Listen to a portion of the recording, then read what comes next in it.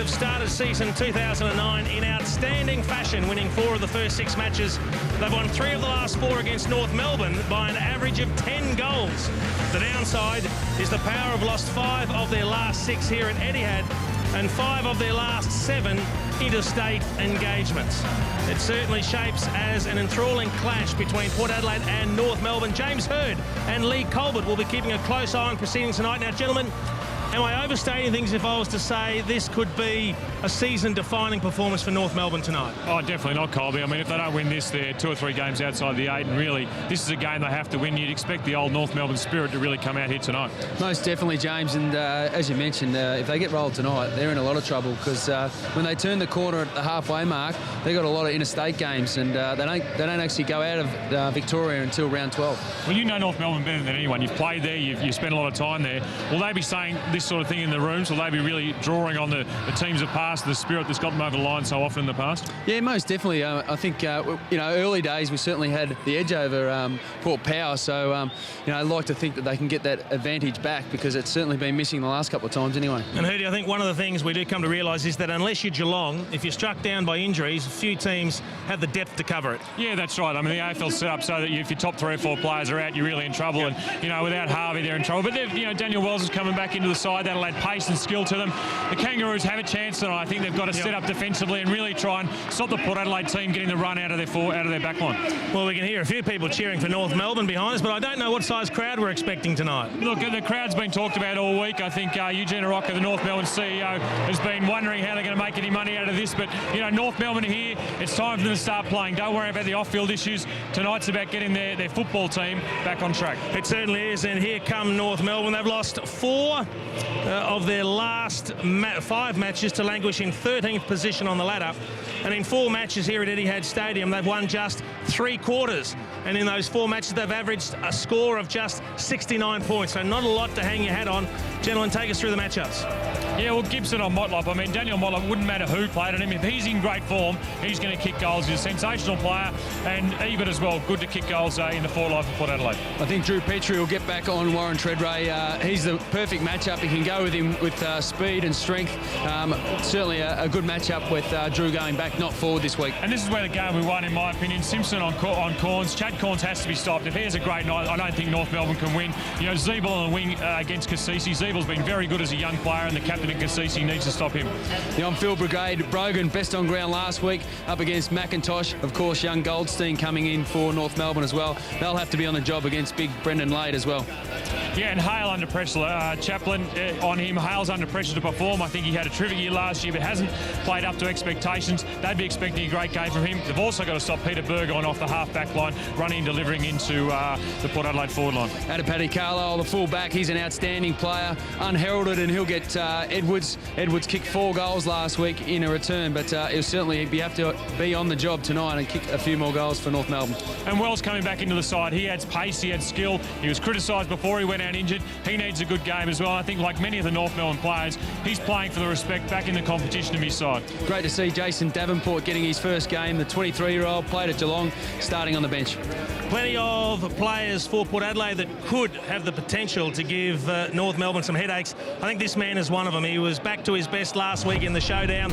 He carries the ball, he runs beautifully, he kicks goals, and he actually kicked one last week that's probably one of the contenders for goal of the year. Definitely. He's all class. He's got skill, he's got class, he's got speed, and he can run with the ball. Those sort of players are sensational on Etihad Stadium, where the roof's here, your skills are out for show, and he'll be a very damaging player tonight. They'll have to stop him, and that's one thing North have been pretty good at over the years, is putting a stamp on some of their runners. But without Brady Rawlings in the side, which will really hurt tonight, a late withdrawal, and him going out of the side will certainly hurt and won't be able to stamp our Pearce. Well, that was a fantastic goal, that one. But I tell you what, when it comes to spectacular goals, this bloke wasn't too bad last week either. He's kicked one out of mid-air. A little piece of sheer genius. But Colby, you think, no, you can go to centre-half back. We don't want you doing that sort of stuff. Mate, I just think he has to go there. I'd be surprised if he doesn't. He's just big as Treadray, and I just look at that, and I know Lee Brown was going to fall on him, so I think he was just more worried about Brownie landing on him. A final tip, please, gentlemen. Look, I think Port Adelaide will win game, but I think it'll be closer than a lot of people expect. North Melbourne playing for their season. They've been under criticism in their off-field areas. The chance for them to put that to bed and show the North Melbourne of old. During the week, I was a big fan of North because of their inclusions, but Rawlings goes out of the side, and so does Gavin Urquhart, who's a really important player. I'm jumped ship, mate. I'm back on the Port Bower. Oh, gee, you're good. We'll call in all action tonight is the best in the business, Dwayne Russell. And Dwayne, plenty at stake for both teams tonight. Spot on, guys. It's one of the big unknowns of the round, of course. Who's going to win this one? So can't wait for the ball to be bounced. Looking forward to seeing Jason Davenport. Turns 24 years of age this year, making his AFL debut after 2 years on the Geelong list. Played a couple of NAB Cup games at the Cats, but wasn't able to get a senior game there. The bounce of the ball coming up after this. Last time they met, it was round 22 last year, and it was Port Adelaide by 76 points.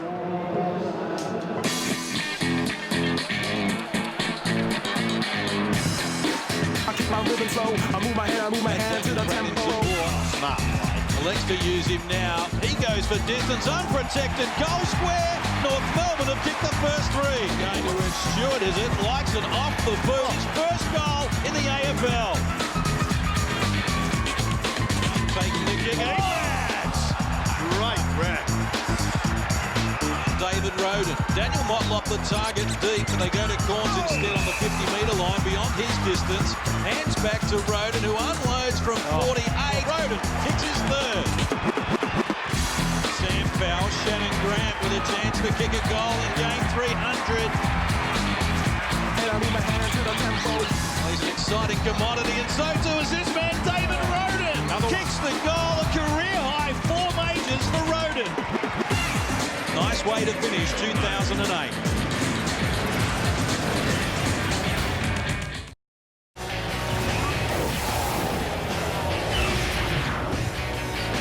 Welcome back to Etihad Stadium. 13th versus 3rd tonight. Drew Petrie captaining the Kangaroos and Dominic Cassisi captaining Port Adelaide. Toss of the coin. And it's Dominic Cassisi, Port Adelaide's captain, winning the toss, and they will kick left of screen. Not a massive crowd in tonight. Been a lot of talk about it during the week. The CEO of the North Melbourne Football Club, Eugene Aroka, saying they should shut the gates and they'll make more money if they do that. Lock the crowd out. They need 31,000 here tonight to make some sort of profit out of this game. North Melbourne has been one of the big talking points of the year. But when the ball's bounced, I don't think we'll be worrying about that too much, gentlemen. We won't, Dwayne. They won't get the 31,000, but they'll certainly take the 4 points if they can get over the board and get their season back on track. Expect a fierce and ferocious North Melbourne attack on the ball and the man tonight. I'm with you there. Hamish McIntosh up against Dean Brogan to get this one underway. McIntosh immediately back, stolen. Well played, McMahon. Chip kick, perfect. Simpson. What was it inside 50, the ex-captain, and Lindsay Thomas. How's that for a start? Takes the mark inside 50. Well, it's a perfect start for North Melbourne. We just need a good kick here from Lindsay Thomas to get them off and running, because they'd be low on confidence. It hasn't been the sort of start that they're used to. 2 and 4. This is a crucial kick just to get momentum, just to get confidence up and reward the good work further afield. Knows a lot of these Port Adelaide players well, Lindsay Thomas. He's a Mallee Park boy from the same all-Indigenous club from Port Lincoln in South Australia. As he misses this one to the left, Byron Pickett and Sean Burgoyne and Daniel Wells started his career there at Mallee Park. And the ex-Port Adelaide Magpies player, Lindsay Thomas, will be disappointed with that first kick. Hurdy, no doubt that Lee Colbert has no contact with North Melbourne anymore. No, well, Shannon Watt gone back to centre back on Warren Tredrea, not Petrie, as you said. But this is where North Melbourne need to stop Port Adelaide bring the ball out. They need to put pressure on and prevent them from getting into their forward line quickly here. And they're doing very well at that defensive pressure. You can see the amount of North Melbourne players in their forward line, not so much for the kicking goals, just to stop the flow of Port Adelaide's run out of the back line. Kane Corns, Daniel Motlop just had a little go at him there because he didn't pass the ball. He elected to handball to his brother. Sometimes they do that to the detriment of the flow of the ball. Yeah. Zeeble, the steal, outside of the foot inside 50. Airputs almost. Pettigrew with the spoil. Surgeon with the takeaway for Port Adelaide. And we saw last night, Jason, in the game where Essendon hung around against a team that they should beat. This is what North Melbourne has to do. The longer they're in the game, the longer their confidence gets up, the more Port Adelaide are worried. Yep. Every North Melbourne opportunity, they need to kick their goals and keep the ball down this end of the ground. Brogan the turnover. Harding. Poor kick from Dean Brogan. Harding to the pocket, and that's almost as poor a kick. Chaplin slaps it away from Petrie, sees it out of play. It was a poor kick, but as I said, they're keeping it in their forward 50. They're making sure that Port Adelaide can't get the ball out quickly, and this is exactly the start that Dean Landy would have asked for. Daniel Wells starting on the bench. As you saw, 2 late changes for the Roos. Ross tries to slip it out to Campbell. Played for the free, didn't get it. Chad Corns looking for his brother. There he is.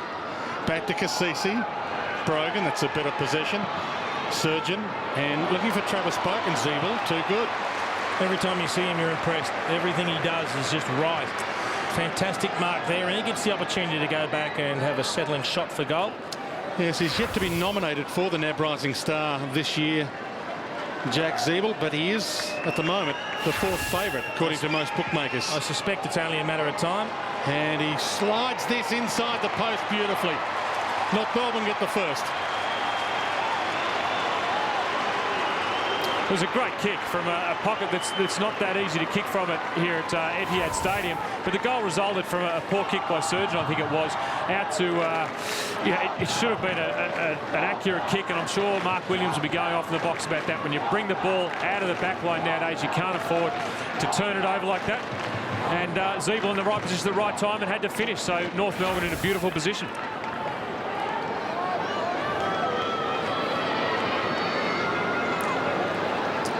He's picked 9 in last year's draft, Jack Zeeble, and he's got a jump on a few of those picked ahead of him, including Watts and Natanui, who are yet to make their AFL debuts. The numbers 1 and 2 picked in last year's draft, so clever selection it seems so far by North Melbourne. Brogan straight down.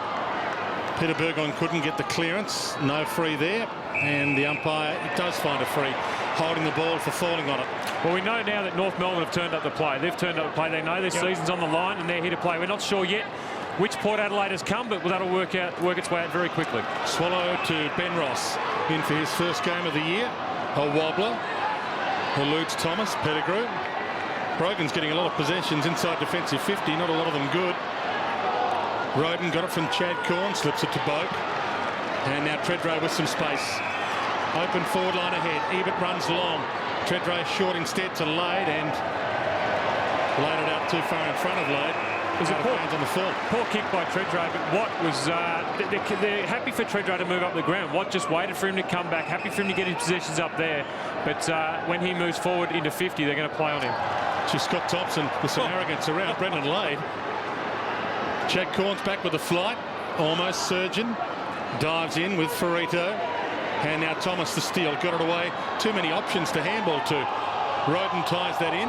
Somehow comes out. Swallow tackled by Kane Corns. It's a hot start. We'll get a ball up. Good start for this. 3rd versus 13th on the AFL ladder, but you do sense this is a free off the ball that the Kangaroos are playing for their lives. Burgoyne was pushed over away from the play, but it's the free kick's going to Carlisle there. So the umpires tonight, by the way, that's Shane McInerney on screen, number 30, Chris Camelins and Troy Pennell, our umpires. First time Motlop's had a look at it, didn't really get much of a see in. Watt caught, dispossessed. Zeeble, no free there, was in the side, tries to burst his way through. Danger here, Motlop, the steal, and there's Kangaroo, slides it home.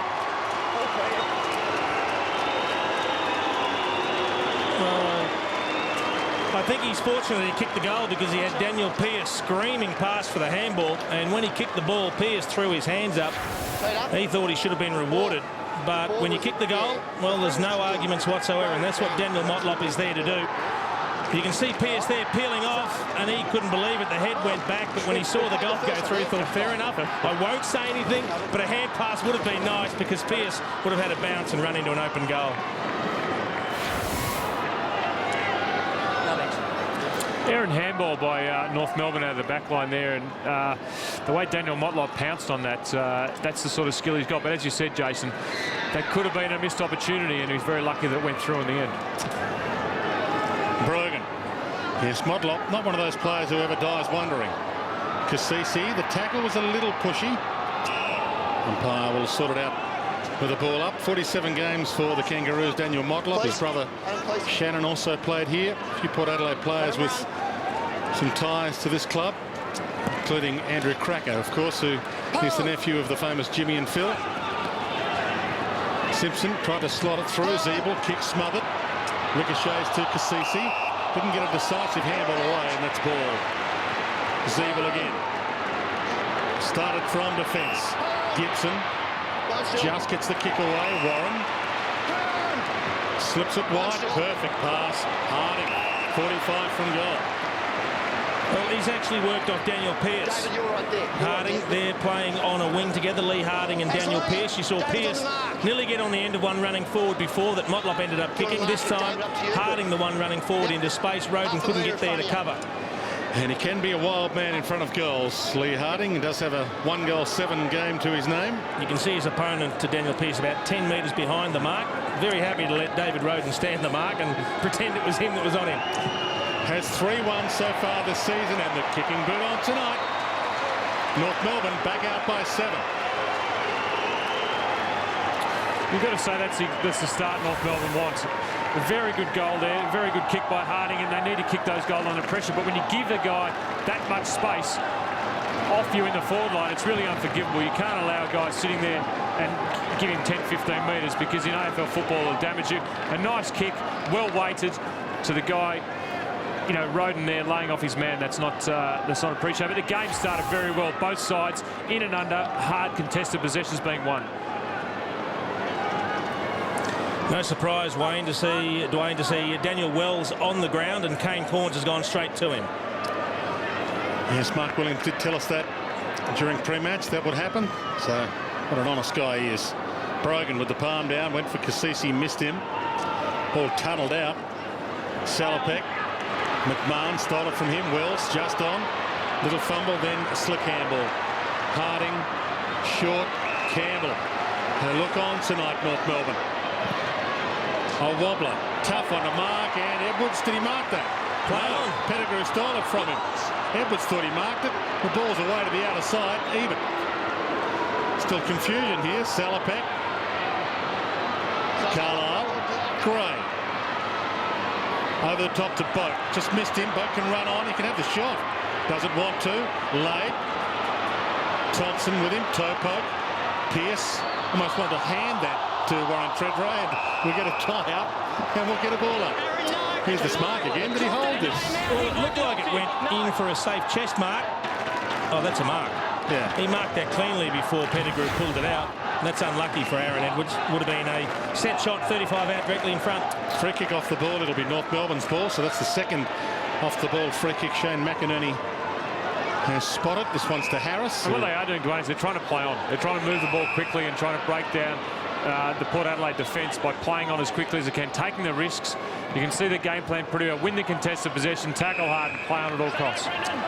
Zeeble got it from Wells. 13 plays 6. Tough one to mark, and almost Harris had to backtrack into trouble. Simpson caught a little high and wins himself a free. Won't be allowed to play on to advantage Daniel Harris, and Adam Simpson will take this one. Like the way they've started, North Melbourne. Yep. They're on. It's what we wanted to see. It's what we expect from them, I guess. But until you see it, you're never quite sure when the team's struggling. Well, sidesteps past Thomas. High kick. McIntosh in the hole. No fist slap. Down to Campbell. Has the snap. Perfection. North Melbourne are hot early. The one thing to be critical about North Melbourne in the past few weeks, when Daniel Wells is there, not getting the ball into his hands. On that occasion, they got the ball into his hands, and that's what he can do. A fantastic kick, well weighted. The ball's brought to ground, and a great snapshot for goal. Matty Campbell, it was a terrific snap, but what about his opponent, Nathan Cracker? He wasn't goal side. He was a few metres off, just looking at the contested mark, seeing if he could get the loose ball. Yeah, well, Nathan Cracker too far away from Campbell there, looking, spectating, really, ball watching. When you're playing on a player like Campbell, you do need to stay arm on arm, or arm across the chest, and not let him have a free run of the ball. But a great snapshot by Campbell. Brogan and McIntosh. Hit knees. Thomas lost it. Poke. It's the handball out, but it was a wobbly one that missed the target. Harding, Simpson, heads wide. Edwards on the move, and Pettigrew content to see that across the line. A couple of interesting matchups tonight, Hurdy. Chad Corns can play anywhere. Yep. The man they've assigned to him is Michael Ferrito, who's just as adept. And also, Ed Lower's got the job on Robbie Gray. Well, here's Ferrito on cue, takes on Corns, kicks smothered by Cassisi, got Corns out of trouble. Ferrito back again. Campbell, the live wire early, hands it up to Lower, one of the late inclusions, to McIntosh. High to the goal spirit, and that is a mark this time to Pettigrew. Look, you're right, Jason. That Ferrito-Corns matchup's going to be the best one of the night, and one of the best ones for the year. They're both players with great strength and great endurance, and their ability to run all night and then get in and win the contested possessions will be terrific to watch. And the interesting one, Dwayne, looking at that Ed Lower and Robbie Gray matchup, is Gray's already gone in a couple of times near the centre square. They're giving him the odd spurt on ball, and Lower's going all the way. I haven't seen Gray play on ball much. Yes, and Lower, one of those late inclusions, replaced Brady Rawlings. Sam Power in for Urquhart. If you missed those two changes for North Melbourne before the bounce of the ball. Harris, Simpson, Lower on cue, sends it long, good spot. Pettigrew with the fist, dumps it down. Pearce, front and square, nice collect. Logan, Ebert, oh, he left it behind. Committed the body but left the ball. McMahon rolls it back towards Chaplin. He's got a few options. Pearce was the one he wanted. And now Robbie Gray inside 50, peeling back, can't get back onto it. Motlop just scooted back and Gibson attacked the ball. Handed to Wells, short to Ross. And I like the way Wells has started, getting his hands on the ball early a couple of times and delivering nicely. We all came here not knowing what to expect from the game, but I think already we know this is going to be a fantastic contest. North Melbourne playing for their lives, and Port Adelaide, well, the real Port Adelaide might be about to stand up. Well, it's unfortunate. It was a poor kick out of defence. I was just about to say one of the other run with rolls tonight. Sam Power's got the job on Peter Burgoyne. But one thing you don't expect is when your team's got the ball, you don't expect your teammate in Drew Petrie to drop a chest mark, which then ends up in the hands of Peter Burgoyne, who finds Brendan Lade. There's the drop chest mark, straight to the opponent of Sam Power, who was horrified. And he turns around and passes it to Lade, who should kick a goal. Of course, Petrie captaining the team tonight, so that's not what you want from the captain. Brendan Lade has not missed a shot at goal this season, and he still hasn't missed. One for tonight, 6 straight for the year. Goals from turnovers, Jason, kill you. You can't afford, when you're working as hard as North Melbourne, to get into the game and stay in the game, to have goals from turnovers. The Petrie mark, and for it to fall in the hands of Peter Burgoyne, that really does kill you and sets it up. They've been working very hard, North Melbourne. 3 goals to 1 at that stage, but now 3 goals to 2. Port Adelaide back on the side. They don't need much support. They need a bit of a sniff to get their tails up. But still, terrific contest. And I just love the contest at the man at the ball at the moment. I reckon the one time you're entitled to have a spell as a tagger is when your team's got the ball, and I reckon Sam Power was doing that. He was about 5 metres away from Peter Burgoyne, nearly had a heart attack when Petrie dropped the chest mark, and it bounced straight to Burgoyne. Good tap.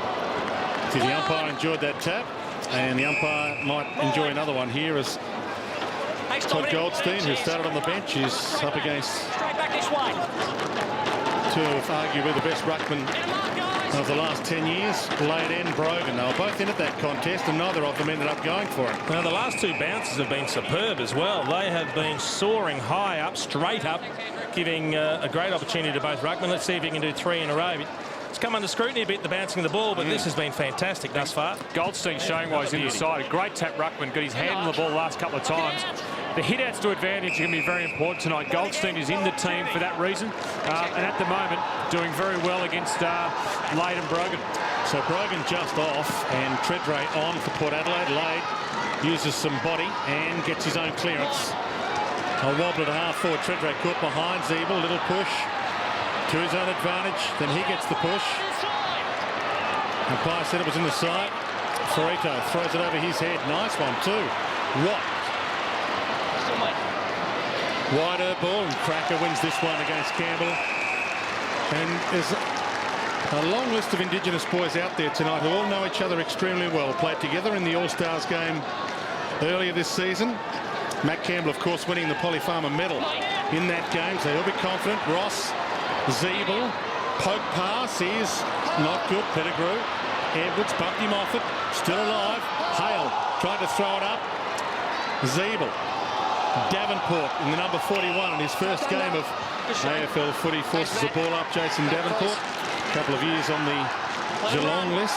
And it's a pity there's not more people here, because this is shaping as a terrific contest.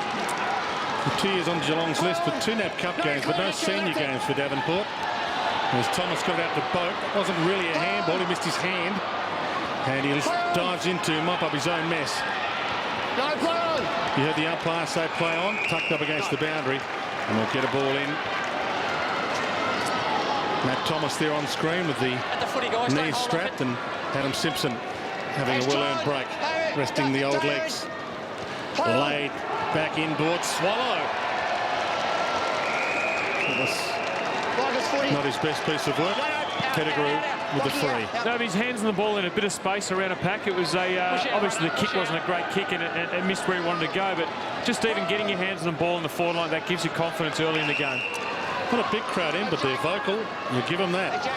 Kane Corns held up and wide. Surgeon, if he can get here, he can go. He does, and now he's run down from behind. Poor awareness, Drew Petrie. Well, very poor awareness. Yeah, I'm not sure where he thought Drew Petrie went.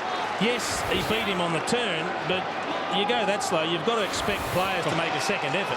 There's two sides of that. Poor awareness, but great second effort by Drew Petrie. Yeah. Dom Cassisi coming off a pretty good game last week in the showdown. 10 contested possessions, which was the most of any player on the ground. Pearce, speaking of good showdowns last week. Long kick towards Ebert, and Tredray jumps in. Ebert's peeling back. Motlop wants this desperately. They're both there. Ebert, Motlop, bouncing ball. It's a race on between the two Port players. Ebert gets there first. Thought about Motlop. Not so sure what that kick was. Davenport flies through and can't mark it. Ross. McMahon, Gibson. I don't know, Dwayne, but when you're forward, you're entitled to have a shot. I reckon when you're in the forward pocket, that was an interesting kick. But interesting about Port Adelaide, they're playing right up the ground, and that was why that kick was able to go into space like that. That was hilarious, that kick. Just an up and under. I think he tried to centre the ball, hoping someone would get there, but he probably would have been better off hand passing to Motlop. Well, it came down quickly after it hit the roof. That would have surprised everybody. Lower. Takes the mark. Turns Tredray inside out.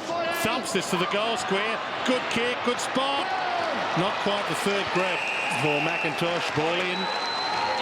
Let's have a look at Ebert here. He gets it. He could have gone the quick hand pass to Motlop, but then he says, I'll centre it on my right boot. That's travelled about 10 metres, but gone 30 in the air. Yeah. Well, the writing's on the wall there. Shepherd for Motlop next time. Swallow. Gets it out. Lindsay Thomas. Done by Tredray. Couldn't get the, in fact, Chad Corns, it is, couldn't get the handball out. And that's the strength of Corns. When he tackles you, you stay tackled. Yep.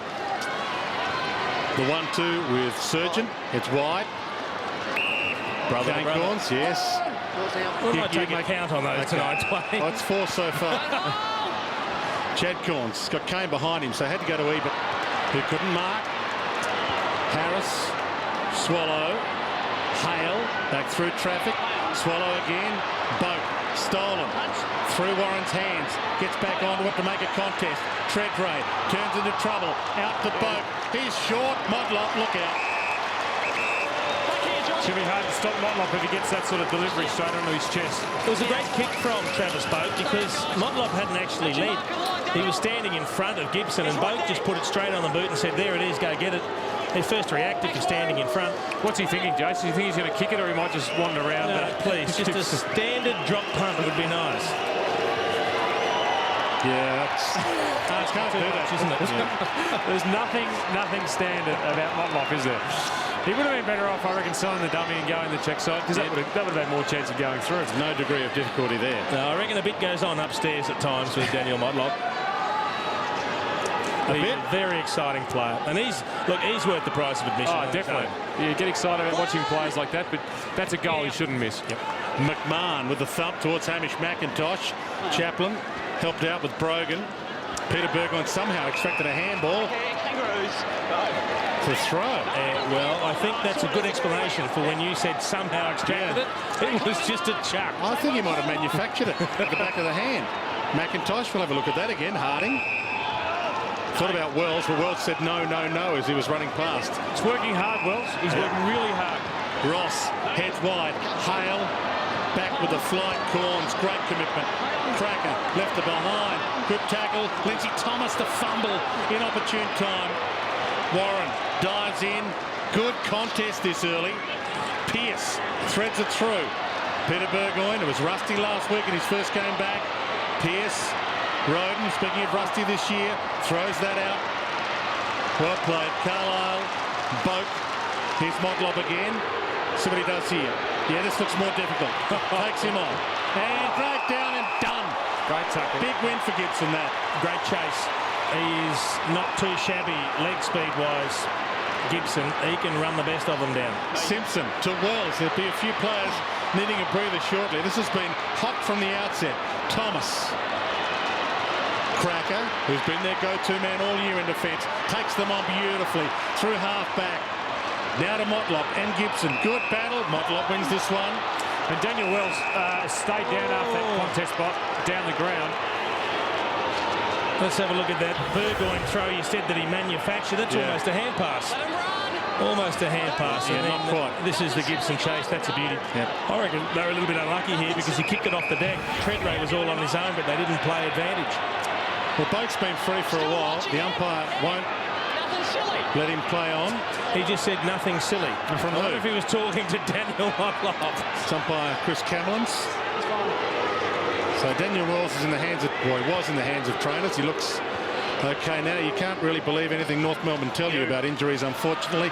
Treadray gets back and takes the mark. 1 minute it's groin, next minute it's hip with Daniel Wells. Absolutely. That was a clever kick from Daniel Motlop. He weighted it beautifully. Treadray drifting into space. He had his opponent beaten in what? Kick got there just in time. It was, Jason, but it's too much space. I mean, there was a dead ball for at least a minute. You can't allow that much space. More North Melbourne players should have been back in that back 50 to prevent that from happening. 3 goals for the year, Ron Treadray. And that's a spear straight through the middle. Scores a level at Etihad.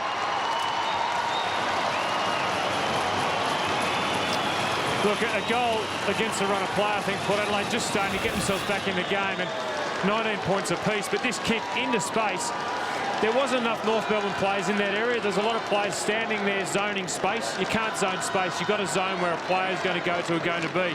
Dean Lately would be furious, I'd imagine, that there's so many players back there, and allowed Warren Treadray to take the mark uncontested after a dead play for so long. But a terrific kick by Warren Treadray to put the scores level.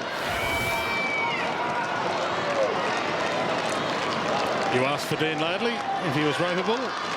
That looked ropeable. Yeah, I reckon Ed Lower got caught in 2 minds too. Do I leave my man? Do I go? Do I come crunching over the top of Treadray? Perhaps worried about giving away the free kick, or thought he mightn't have got there in time. McIntosh and Brogan. Brogan perfectly down to Peter Burgoyne. Slung on the kick well by Petrie. In fact, the kick ended up going North Melbourne's way. Harris left it behind. Shoots it back to the man you spoke of, Ed Lower. And now Power, the 2 late inclusions playing to each other. Ed Lower, of course, the twin brother of Nick Lower, who's an emergency for Port Adelaide tonight. Unfortunately, the twins couldn't play against each other, and Harding takes the mark. And I'm sure Mum Angela will be watching tonight, and we'll be getting something from the boys for Mother's Day tomorrow. Harding from 45. If you're a coach, you wouldn't be happy with the opposition taking a chest mark in the forward 50. His man Daniel Pearce, 20 metres away, just walking. Once again, not standing the mark, not there when his opponent's taken a mark inside the attacking 50. Already has 1, and that's what he has in front of him for number 2. Nice off the boot. There was a sweet kiss from the leather. North back in front. It's all right to have zones and play off your man and run either way. But when you're playing AFL football, you can't afford just to leave your man so free. Here you see the space he's been given, and to take a chest mark. Great blocking, really, by the North Melbourne players around him. Yeah, but his opponent, Daniel Pearce, just never went back with him. Yeah. He said, I'll roll the dice. If you don't get it, I'll get it coming out the other way. And look, on Etihad Stadium, you can't afford to do that. Either way, you know, so quickly goals can be taken. Lee Harding, 2 goals, a terrific start to the game.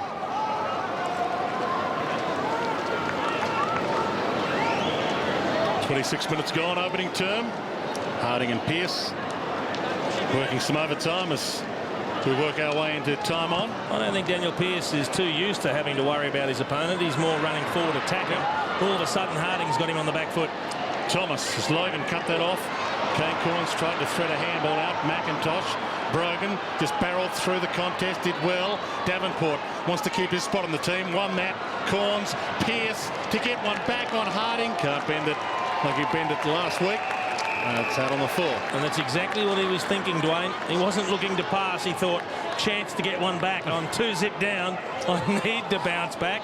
Couldn't finish. Yeah, 2 brilliant goals in that showdown last week. Pearce has one through McIntosh. Lower, dumped, and McIntosh wins the free. He was dumped by Brogan almost as he was trying to take the second grab. Yeah, an interesting conversation down by Dean Brogan. He's got me. Surely not. Couldn't have been me. And Dean Brogan is one for an interesting conversation. Harris, speaking of conversations, had the love-hate affair going with Dean Lavey in the last 3 years. They tried to sell him. Not as much love of late, Wayne. Hey? Not as much love of late. No, there hasn't been, but apparently they've kissed and made up, we're told. Brogan drifts back, couldn't mark it. Harding, as we tick to 2 minutes, and dumped by Roden. No prior opportunity, so that allowed that tackle to stay with no holding the ball decision. Kasisi dumped. McMahon, Brogan. That handball smothered. Roden again driven down. And the umpire might need to sort this out, I think. Yeah, it's hot in the kitchen. Absolutely hot in the kitchen. Have a look at this tackle, because you'll see the left arm gets tucked there. Yeah. He can't get it to hand pass. Terrific tackle from David Roden. Brogan and McIntosh tie up. No one going anywhere. Well, there's a bit on behind play. A couple of Port blokes. Chad Corns in there, not letting the North. Who's that? Petrie on the ground. Umpire just bounced that to get play going again. Logan's kicked that out of bounds on the full almost. And it's a mark to Simpson regardless, under some pressure. And that worked, just bouncing the ball. The fight has stopped. I'll tell you what, as this is going on, that should have been a free kick, surely. Ben Warren scoots through and slides it home.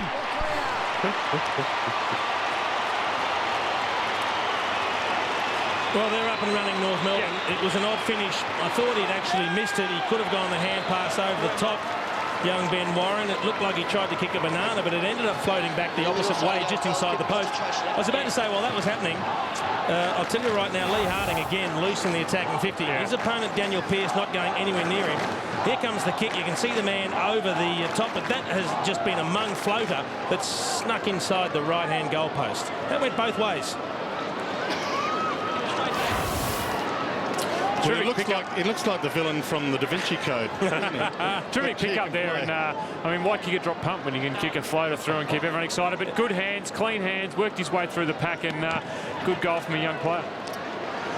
McIntosh. Harris hassled off it by Kasisi. Not allowed to play under advantage there. McIntosh, it'll come back. 1 minute left on the clock. I've got to say, Port Adelaide, the criticism of Port Adelaide so far this year is they play on their own terms. When they get in front, they can really demolish your side. This is a test for them. If they don't come up against this test, the same old lines we trotted out during the week, they need to perform when things aren't going their own way. Harris short. Petrie to set up one last chance at a score. Throws it on the boot. Edwards couldn't get near it. Thomas takes on Salopek outside of the foot to the goal square. Warren waiting for the crumb. McIntosh a little too quick for the ball. Gets it regardless. Close to the boundary line. Pearce content to see it out. Yeah, I'm going to keep my eye on that battle. It's been an enthralling one in the first quarter, Daniel Pearce and Lee Harding. They've both had 6 possessions, and Pearce might think, yep, going okay, but when your opponent's got 2 goals next to his name, you've got to take closer stock. Matthew Primus, Peter Rode, Adam Kingsley, all there with Mark Williams. High kick, full forward, good spot, Pettigrew. I don't think Port Adelaide playing enough respect to the North Melbourne players around those stoppages in the forward 50. A lot of North Melbourne players free so far in those stoppages. Peterborough going wide to Davenport. Is there time for a Port Adelaide score? They need a mark from this. Modler flies, couldn't get it. Ebert, it's all about the collect here. Gives the handball, Boat, goal! Right on the buzzer. They're the goals, Hurdy, where you'd love now to pan straight to the coach's box for the opposition.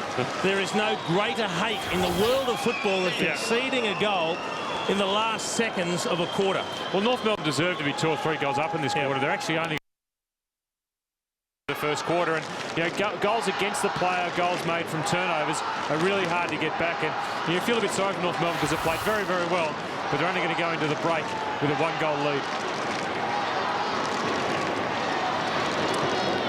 Trevor spoke with the girl, Dean Laidley downstairs, as was the Port Adelaide Brains Trust, and 2 seconds on the clock, really. Only a free kick could cause a score here. Yeah, and I think you could see Dean Laidley a little bit upset with that last goal, but both coaches ready to get straight onto their charges because this has been a gripping first quarter. Quarter time here at Etihad, and at the moment it's living up and exceeding expectations. North Melbourne by a goal, 5-1-31. Port Adelaide 4-1-25.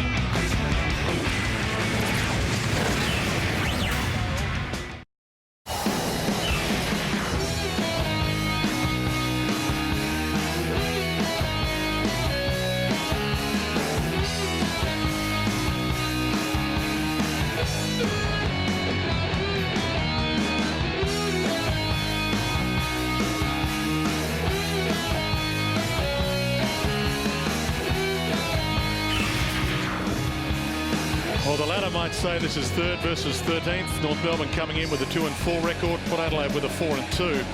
But as suspected, there's not much between these teams. In quarter time, it's North Melbourne by a goal, 5-1-31 to 4-1-25. And boys, we've got a game. We certainly have a couple of key statistics there, Herdy. The clearances 15-4. That's because Port Adelaide have just backed themselves. They haven't paid due respect to their opponents. And the inside 50s, twice as many as Port Adelaide, but unfortunately, they just haven't been rewarded on the scoreboard, North Melbourne. Yeah, and a lot of those clearances have been in the forward line too, where Port Adelaide have paid no respect in that forward line. And contested possessions too, North Melbourne 41 to Port Adelaide 32. Here's Choco Williams just going around to his players, tapping on the back. Unusual for a coach. He's not talking to them at all, just encouraging, talking. It's interesting, Jason, how they just let the forward line coach, the back line coach all talk, and Choco just runs around asking them where his Foxtel HD is, maybe. Well, you know him well from the Essendon days. He can sometimes think left of centre, and he's just playing motivator here, letting the line coaches do their thing. Lee Colbert downstairs. Colby. Well, you saw the good side of Choco, because before that there was plenty of finger pointing. He was pretty upset with his charges. One in particular, Daniel Pearce. You know, Lee Harding pushed forward on him a couple of times. He rolled the dice and got away with it, kicked 2 really good goals. But yeah, Daniel Pearce certainly copped it from Choco Williams. Also, boys, you picked up before the game about North Melbourne's forward line. They've gone tall, and it certainly worked for him in that first quarter. Goldstein, Petrie, and also Hale down there at different times. Well, Jason, you're a very good caller of football, because Pearce is actually now coming off. Harding kicking 2 goals and picking up a few possessions. Pearce has had 6 of his own, but that's just unacceptable, isn't it? Yeah, look, you made a comment in that first quarter that was very valid. You said they're not paying due respect to their opponents, and I think what Mark Williams has done is used Daniel Pearce as an example and said hasn't had a clue where his opponent is. He's kicked 2 goals. He can come off and sit down. I don't care if you're one of the stars of the team. I want players that will play the team structure and do the team things. Simpson with 11 possessions, Dwayne. Zeeble very impressive, 7 possessions and 4. Port Adelaide, both the corners, 8 and 8, and Pearce had 6 possessions, but those 2 goals have hurt him. He's amazing, Adam Simpson.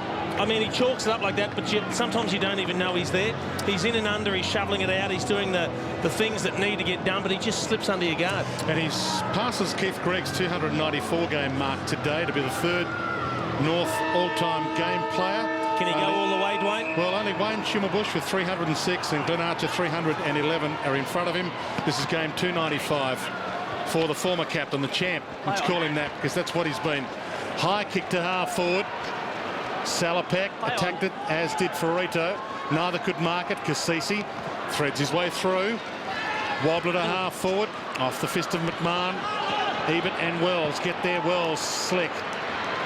Thompson through the hands of Power. Simpson, who we spoke of at the start of this term, ties this up. We'll get a ball up. And we spoke about Daniel Wells briefly in that first quarter. Interesting, he hasn't had a lot of the ball so far. He's been on and off the bench, but he seems to be working a lot harder under immense criticism early in the year for his work rate, and he's seems to have picked that up so far this game. Well, I think they suggested they would use him in shorter bursts, give him spells on the bench, come on, go hard. As soon as you're tired, come off and just use your pace rather than trying to work against someone like Kane Corns who'll run all day.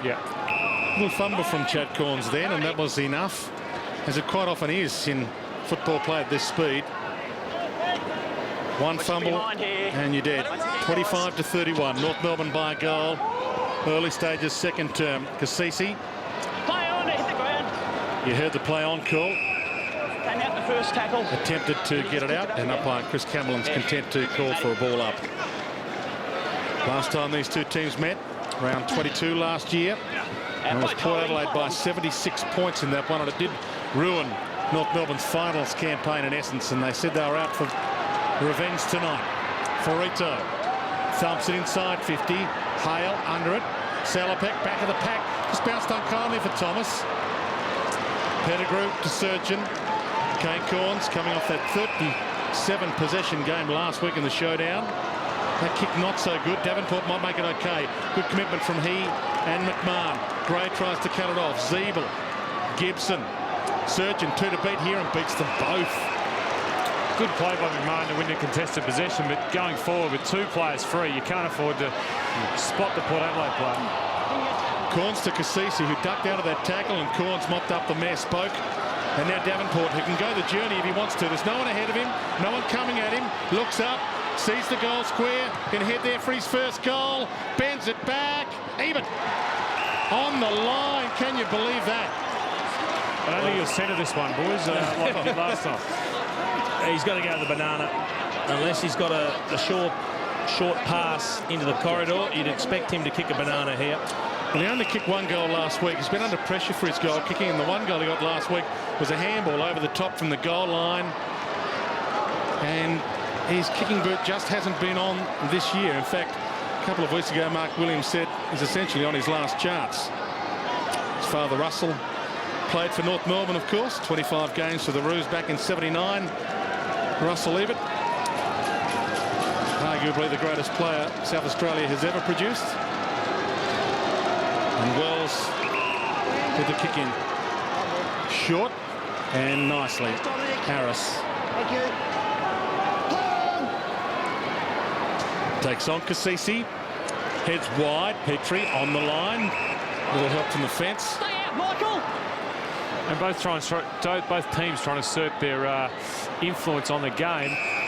This is where the game will settle down and move in. North Melbourne probably need to try and break and run through the Port Adelaide lines more with a bit more handball. They're not typically a handball team, and last week against Collingwood, when they tried the handball, they came unstuck. But they need to run and carry, otherwise they'll just keep coming up against a Port Adelaide defence, which is pretty keen to keep them under wraps. Campbell did well then until he didn't. He had it and then lost it.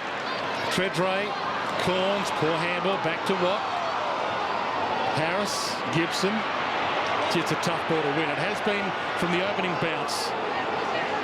2, 3, 4 players diving in every time, and we'll get a ball up on the wing. Yeah, underneath all that, we saw Ed Lowell battling in there. He was one of the late inclusions. He had the job on Robbie Gray. Robbie Gray's had 1 disposal for the match. He's been forward, he's been in the midfield. 1 kick for Robbie Gray, no score on the board. Ed Lowell doing a terrific job. Well, you caught it, Jason. Robbie Gray off as we speak. Every time I talk about someone, they go. Okay. Don't say anything about me, okay? Farito gets the handball out. Roden toward the boundary. Matt Thomas tried to duck through that tackle. Gee, one umpire said play on, the other one said too high. That decision was made by the umpire, I reckon, 150 metres away. It's definitely a free kick. There's a free kick there. Great work by the umpires. Dare we say it right? Yeah, don't care who makes the decision as long as the right decision gets made. Yeah. Boak short. Kane Corns back to Boak. And a wide ball to Alapate Carlisle. Maybe too far out to score and knows it, but he can launch a long ball. Motlop one out. And good option. Motlop one out. Oh. And he hands it off to Roden. That shouldn't be allowed. That's just too clever. That's just against the full forward skill doing what he did then. He just took a mark on the top of the 10-metre square directly in front, and he handballed it away in traffic. It's a terrific contested mark because we know that Gibson's a very good fullback, but look how nonchalantly he just dished it off to Roden. That's a terrific contested mark. It's a great mark. It is a great mark, Jason, but you shouldn't be allowed to mark the ball when it comes in that high and long. 5 metres out, 10 metres out from goal. Not acceptable by North Melbourne backline. The non-bouncing arms are watching round, okay? I just don't think that when the ball comes in that long and that high, that you can afford for a guy to mark out one-on-one. There were people coming in from all different directions, but you've got to get a hand on the ball. You've got to get a second man up to contest that possession. Port Adelaide in front for the first time tonight. Matt Thomas slung. Chad Corns, Brogan, hacks a wobbler inside 50. Motlop's down there again. Gibson drops it. Wells lends a hand through traffic. And now wide to Harris. Hands off. Ross. He's got Campbell. A bounce handball. Didn't really do him any favours. Thumps it to the goal line. Hale is down there. Carlisle. Hale needed to grab that. Yeah. Poor old Alapati Carlisle on that occasion. He got caught going back looking for his opponent, David Hale. Didn't know where the ball was. Hale stopped and turned around because he read the fall of the ball better. Carlisle was just left feeling for his opponent. And that goal was set up by the player Daniel Wells back in the defensive 50 for North Melbourne. Some beautiful skills, turned his player inside out, delivered it out cleanly, and after he got the ball, he ran another 150 metres. Great work. Just hold that, guys. Hold that. Put North Melbourne back in front. Should be a formality. It is. It's a tight one that Eddie had. I'll tell you what, Jason, if Hale and Wells stand up for them, they're a very good chance of winning the Kangaroos. They're two players who haven't been stood up for them so far this year, and if they have good games, those two, North Melbourne are well on their way to winning.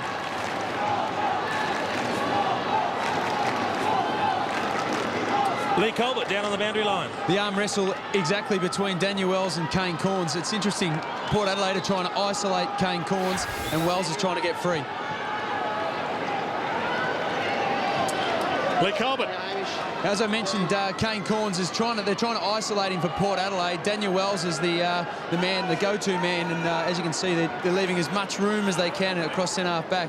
It seems whoever's going to win this game, it's going to be won in this contest alone. McIntosh and Brogan, and McIntosh wins his own clearance. And that's in the back. Ben Warren's ball, 45 from goal. Hand on the back. There's your explanation.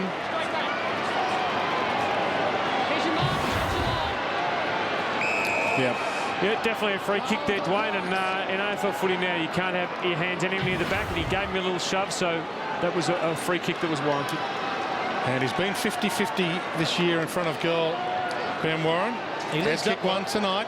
He's a very good leader towards the football. Finds good space. No angle. Straight off the boot, coming straight at us. Good start to this turn for North. Well, this is turning into a real contest. Yes, it is. It shows the value of getting a quick centre break and having a one-on-one contest in your forward line. But Dwayne, do you think Ben Warren's parents be happy with you calling him the evil criminal from the Da Vinci Code? Well, he's a famous man. He was only an actor. I'll tell you what, it gets him noticed, that shock blonde. I'm thinking of doing it myself.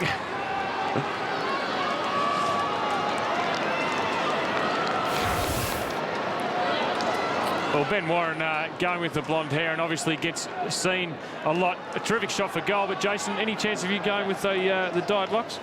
I don't think we need to go there, Eddie. He'd be just better off pulling ahead in, I think. From the ball up, Brogan slaps it down nicely to Matt Thomas. Slides through an attempted tackle. Ebert, front spot, good grab, good hands. And again, maybe too far out to score. Centering ball, Brogan getting back with a flight. Almost. Kane Corns likewise almost out of play. The Port Adelaide players think that Daniel Motlop's on tonight. At every opportunity, they're trying to get it down there quickly, one-on-one. On that occasion, it was Dean Brogan pushing forward with the flight of the ball that nearly took a fantastic mark running with the flight of it, but look for Motlop to be isolated as often as possible. Kasisi, bottom of the pack. Matt Thomas gets a bit of bend on it. Not enough. Only a behind. Had a brilliant showdown last week as well, Matt Thomas. 25 possessions, but some of his tackles last week were as good as we've ever seen in the game.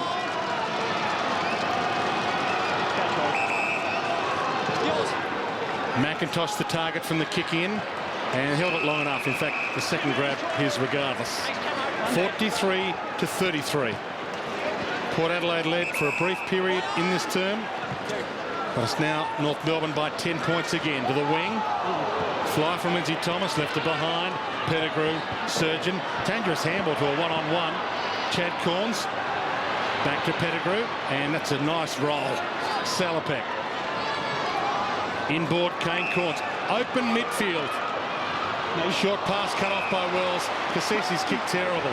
Wells on the rebound to Hale. Beautiful kick. Good opportunity here. Petrie in a one-on-one. Pettigrew, who's spent, had to run back to him. Petrie did well. He's got it. Needs to get it out. Caught. Hands out for Rito. Through traffic. Power. Swallow. McMahon. They feed it all the way back to the centre square. Hale. There's that Ebert kick. Must be that end. Logan attacks it hard. And Roden, as he likes to run. There's plenty of space there, Hale. Just need to think his way through that kick a bit. Had players either side. Yeah, silly kick. Might line out again. He's on the move and he's got it. He's on song. They want to get the ball to him as often as possible. Kicked a few of these before in his time, and he bends that back. The thing with Daniel Motlop is it doesn't really matter who you're playing him. When he's in this sort of form and got this, and when he's on, it's hard to stop. Now, see, he had a player out to his right there to give it to. I think it might have been Zeeble running through, but it's just a panic kick. You can't afford to turn the ball over on forward 50. You get cut up and turned around too quickly. I think the ball had been hot for a while, and that's just perceived pressure, thinking he was going to get swamped as soon as he took possession. Wells with the thump. Catch that. Corns and McIntosh. McIntosh did well. Simpson with the bounce pass. Ben Warren slaps it in. Well played. Harding looks up. He's got one-on-ones ahead. He takes on Logan and wins. Thomas. Short kick and well read. Alapate Carlisle. Just had to look inside there. Then he had two players on in the clear. He should have just centered the ball. Chaplin to the Corns-Simpson battle. And Simpson wins. Swallow. About to peel back onto this and can send it toward the square. He might go all the way himself. Heads the square. Surgeon down there. Big fist. Pettigrew left it behind. Easy as you like. Aaron Edwards finally gets himself into the game.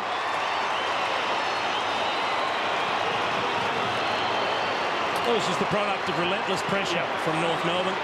They are making everything into a dog-eat-dog contest. He overcommitted with the spoil there on Swallow, allowed Swallow to recover. He's been very quiet tonight, Aaron Edwards, but on that occasion gleefully accepted the loose ball when everyone flew. His opponent, Pettigrew, flew. Nearly killed the ball, but it stayed in play, and Edwards kicked truly. Thanks, Mike. And the Kangaroos have said it's a load off his mind with the court case done and dusted this week. At least he knows the outcome and can concentrate on his footy again. And he needed that goal to get himself into the game. I'll tell you what, Daniel Pearce has served a fair penance. Yeah. He has only just come back onto the ground after being dragged at quarter time, and that's halfway through the second quarter. Hamish McIntosh. And Lee Harding went straight to him as well. Boak tracked him down, and McIntosh did well to get that out. 49-34. Well, I don't think Harding's touched it this quarter either, so he's been very keen to get his back onto the ground so he can play well and truly off him again.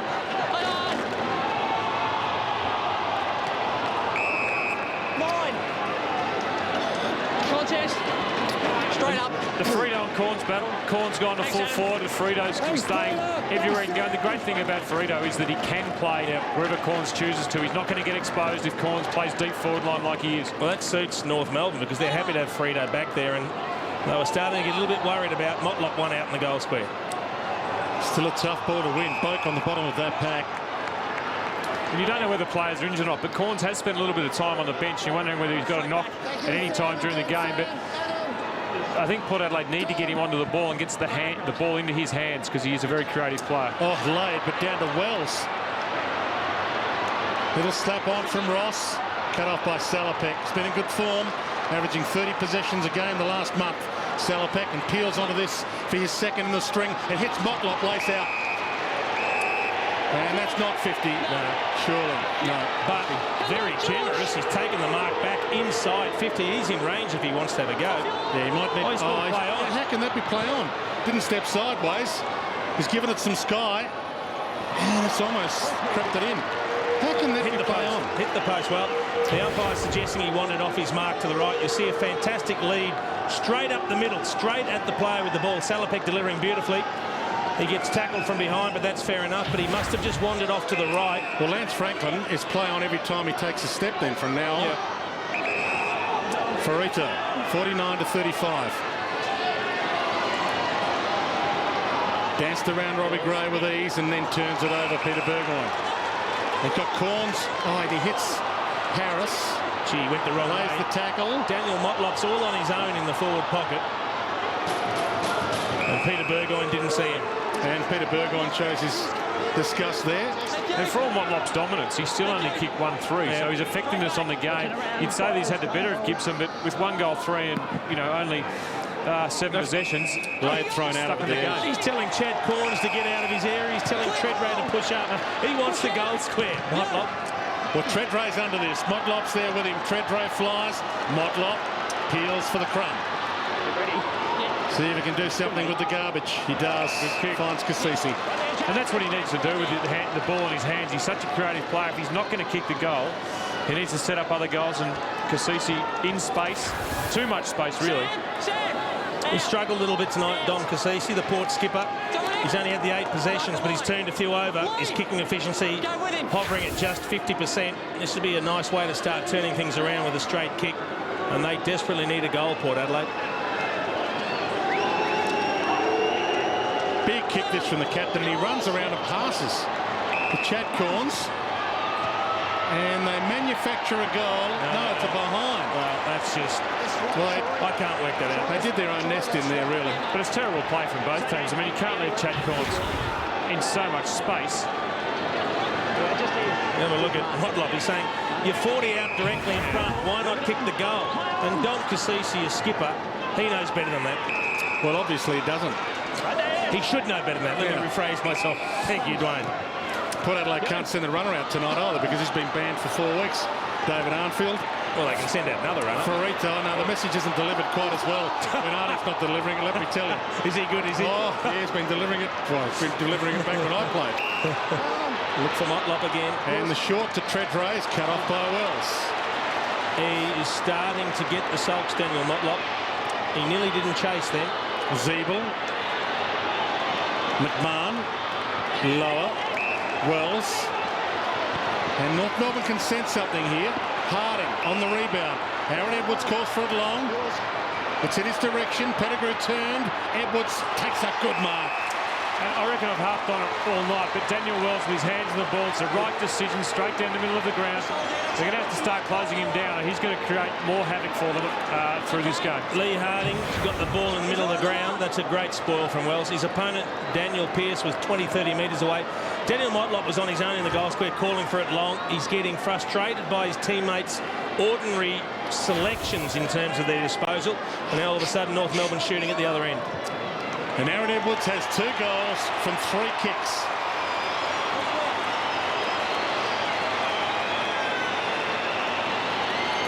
It was a very good return from Aaron Edwards, and limited possession, but he kicked 2 goals. The Kangaroos really creating a lot of run through Daniel Wells to the middle of the ground. Lee Harding getting the ball here. If Pearce is on him, he's giving him far too much space. And a terrific contested mark. He had to sit, but you've still got to get the guy out of position without pushing him in the back and take the mark. And we all know Edwards is a fantastic kick for goal, and he puts it straight through the middle. But this is danger signs for Port Adelaide. They're 3 goals behind, and they really need to get the next goal. 55-36, 19 points the margin, the biggest of the game. The best thing about that play was just straight down the middle of the ground from North Melbourne. Don't worry about going around the flanks, straight down the middle of the ground. You notice when Wells gets the ball, he does look inboard more often than not. Laid. Whipped to Goldstein, got it down to Peter Burgoyne. Stolen back by Harris. Power. Campbell with a little tap over the top. He could go all the way here from 50. Needs to size them up, take some time, and send it beautifully over the goal umpire's hat.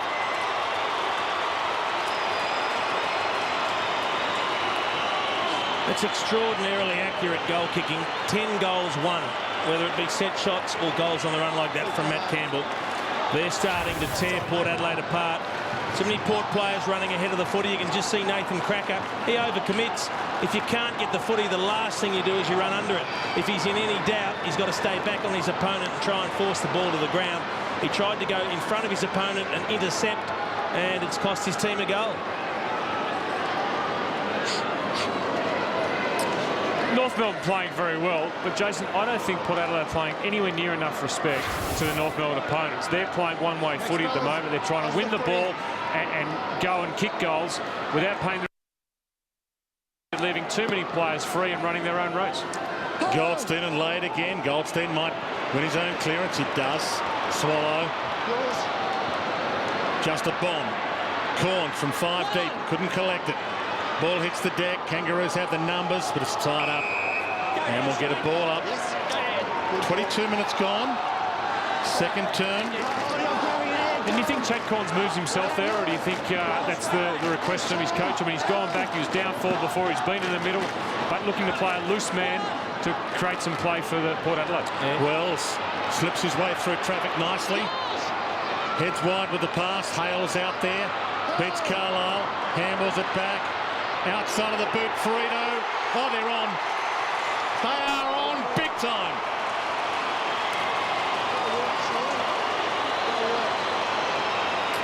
Daniel Wells getting the ball out of the pack again and delivering into forward. Not a great kick, but Hale get the ball. Frito, great shot for goal, but this is Wells' kick that's come into Hale, pushes him out of the way, gets a bit of space, and it's a nice kick by Frito, the check side kick through the goals. But you've got to ask a question. Which Port Adelaide has turned up? Port Adelaide, if they want to go anywhere this year, they can't afford to play on their own terms. And again, we're seeing in a game, Port Adelaide only playing the way they want to play.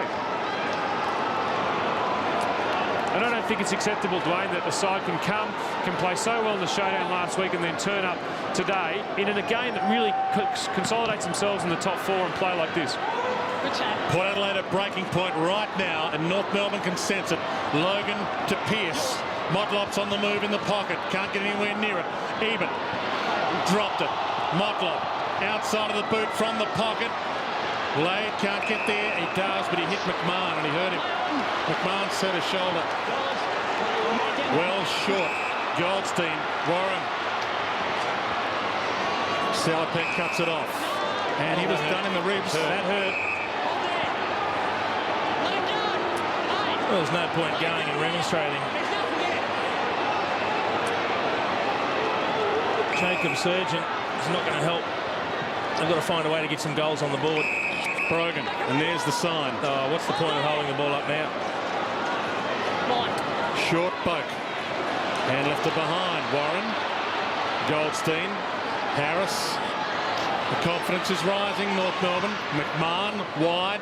Salopek stands under it again. Just had his ribs rattled and takes the mark. Purdy, look, they're holding the ball up, and we see every team do this. It can be annoying at times when you see it, but Dean Brogan a moment ago does it and then turns the ball over with the kick. You look silly when you do that. Yeah, look, if you're going to hold it up and sort of start kicking, you've got to hit your target, or you've at least got to get it out of bounds or something, but turning it over like that's just silly play. I mean, you're 6 goals down or 5 goals down. For Port Adelaide, does that mean let's slow the game down?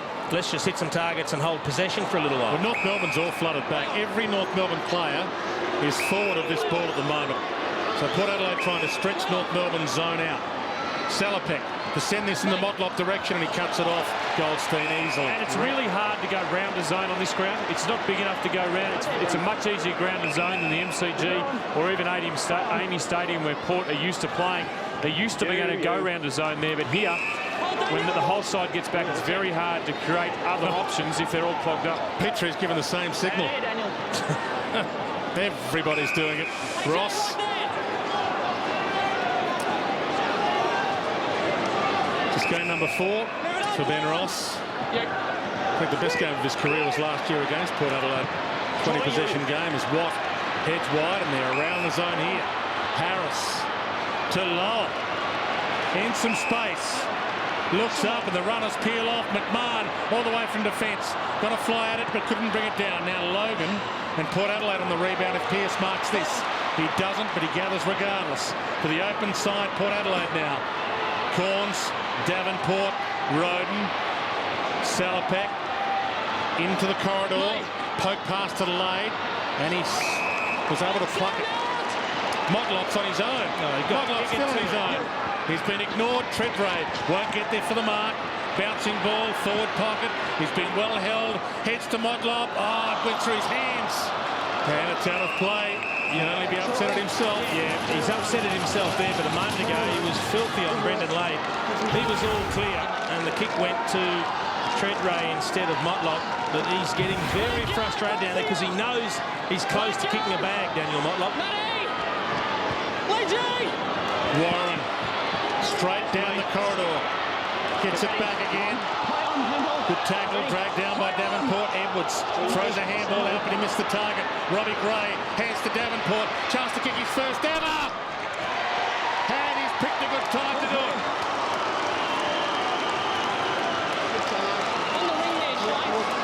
And Colby, Dean Laidley will be furious. Late in the first quarter, Port Adelaide were able to kick a goal, and again that's happened. You're right, James. 3 seconds to go in that first quarter. Goal scored, and no doubt they'll be mentioning this again because, as you saw, both clubs were trying to hold it up, and North haven't done a real good job about it. And you have to say holding the ball up in the air has worked for Port Adelaide. They've able to work their way and find a different angle. Who knows what that signal means? Obviously means slow it down. But it's worked, and they've got themselves back a goal they needed. Turns 24 this year. Jason Davenport playing in his AFL debut game tonight. And now has his first goal in AFL footy. Great story for someone who started so late, Dwayne. 24 is a long time to wait for your first game and goal of AFL football. Simpson. 3 minutes and counting to half-time. Rolling ball. Chad Corns, good tackle on Thomas. And Logan pushing the back surely. Kasisi back to Cracker. Chip kick, Chad Corns. Logan, dangerous ball, Wells. First game since round 3 for Daniel Wells, and he's looked very good. Harding to Ross. Thought about loading up, headed wide to Aaron Edwards. Little tap to his own advantage. Half tap, half fumble. Caught. Warren throws it out, back to Ross. He's caught, driven down. Pettigrew into the corridor, Kasisi. And now Ebert on the open side with some space. 25 points the margin.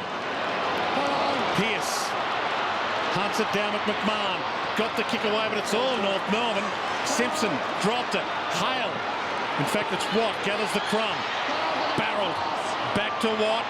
Can't shrug the tackle. Handball to the boundary will do. Ball in.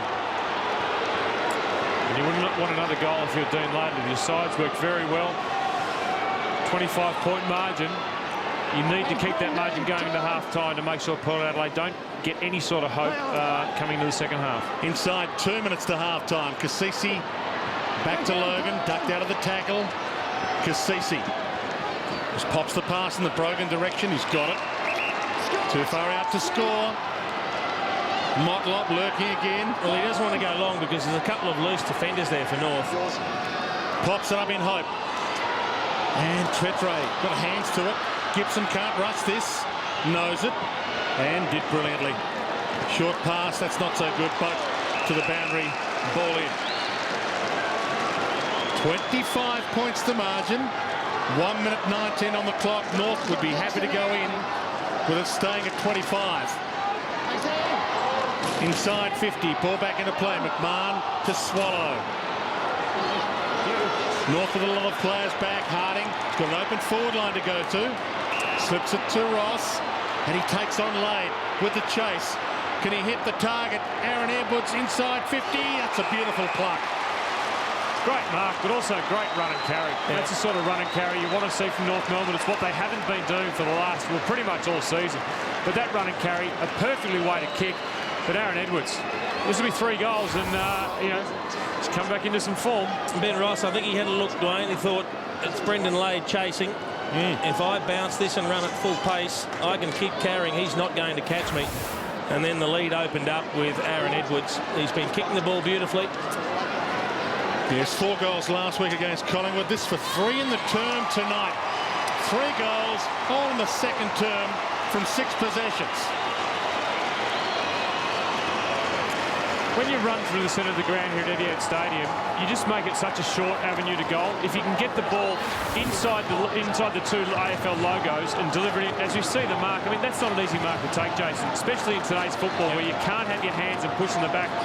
Great run and carry, terrific kick over the top.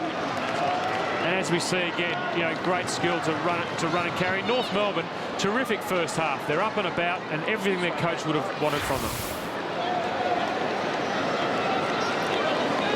19 seconds left, so time enough for a clearance here before half-time. And for the second time in the game, North Melbourne has stretched the margin to 31. Important takeaway. Kasisi, Thomas. Bouncing ball, Gibson. Tracks it. 8 seconds and counting. And that should just about do us. McMahon doesn't want to turn this over. Siren ends for North Melbourne fans. A joyous opening half here at Etihad Stadium. Those that have come tonight more than got their money's worth so far. 12-1, 73. The Port Adelaide 6-6, 42.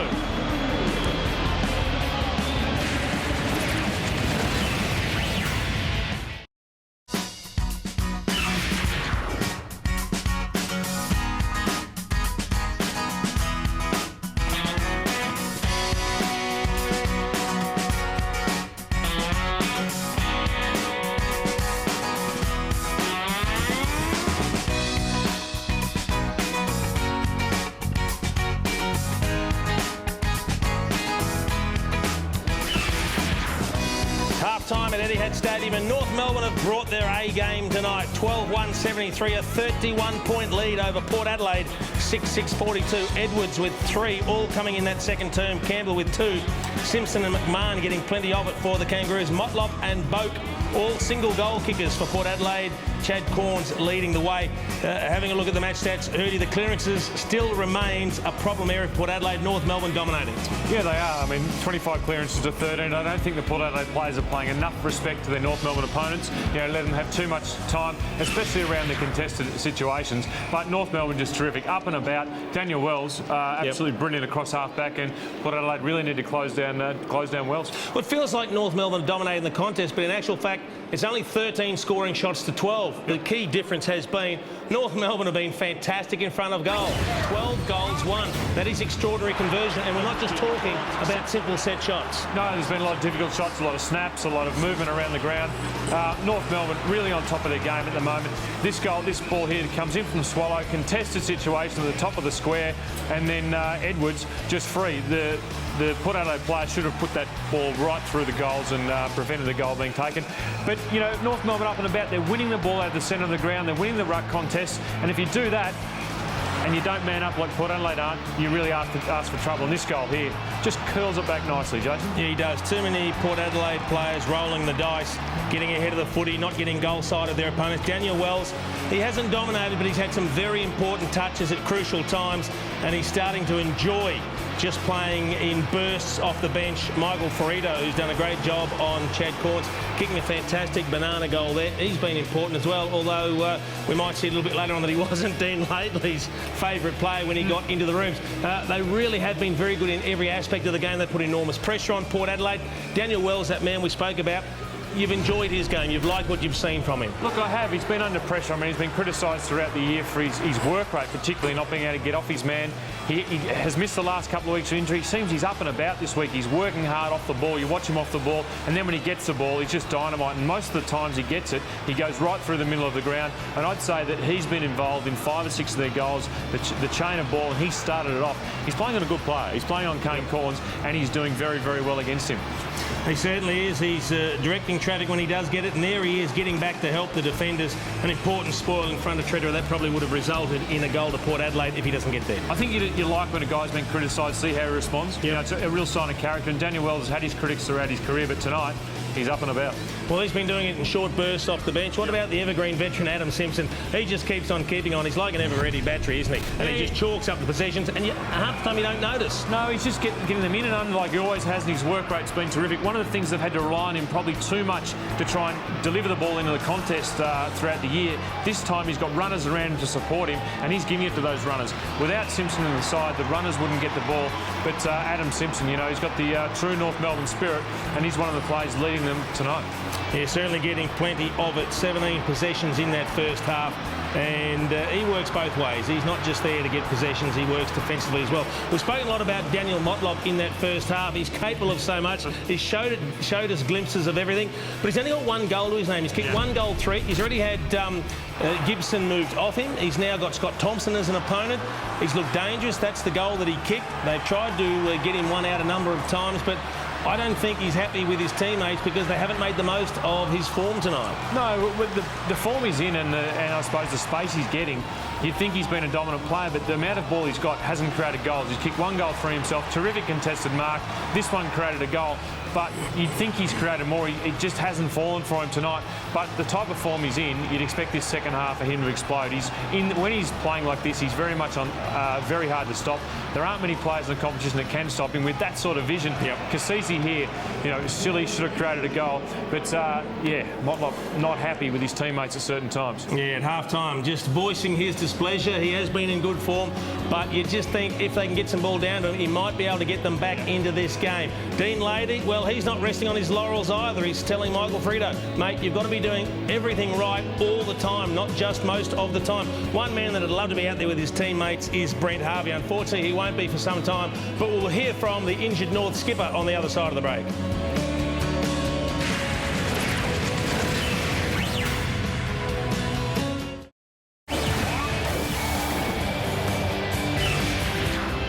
Welcome back to Etihad Stadium. It's half-time here, and it's North Melbourne by 31 points against Port Adelaide. One man they'd love to have out there is Brent Harvey. He's downstairs with one of his old teammates.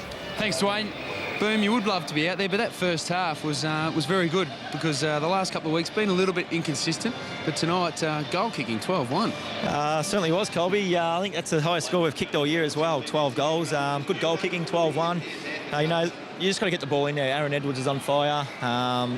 Milky down there, he's playing some good footy as well. Benny Warren, that is, obviously with the white hair. Yeah. So he's playing some good footy as well, and also Drew Petrie and David Hale. So we just got to get the ball in there to him. Just for all the viewers at home, Milky's, that's his natural colour though, isn't it? Yeah, it is. Yeah, there's no tips in there. No, the boys upstairs was thinking he had a rinse, but not at all. No rinse there. Mate, Daniel's first half, exceptional. He got a bit of a couple of weeks ago, a question a little bit about his ability to work through games, but he's certainly been outstanding tonight across half-back. Yeah, playing a little bit of a different role tonight, playing at half-back. I think Kane Corns is still going to him, so his work rate's been tremendous tonight, and as long as he does that in the second half, I'm sure he'll have a good game.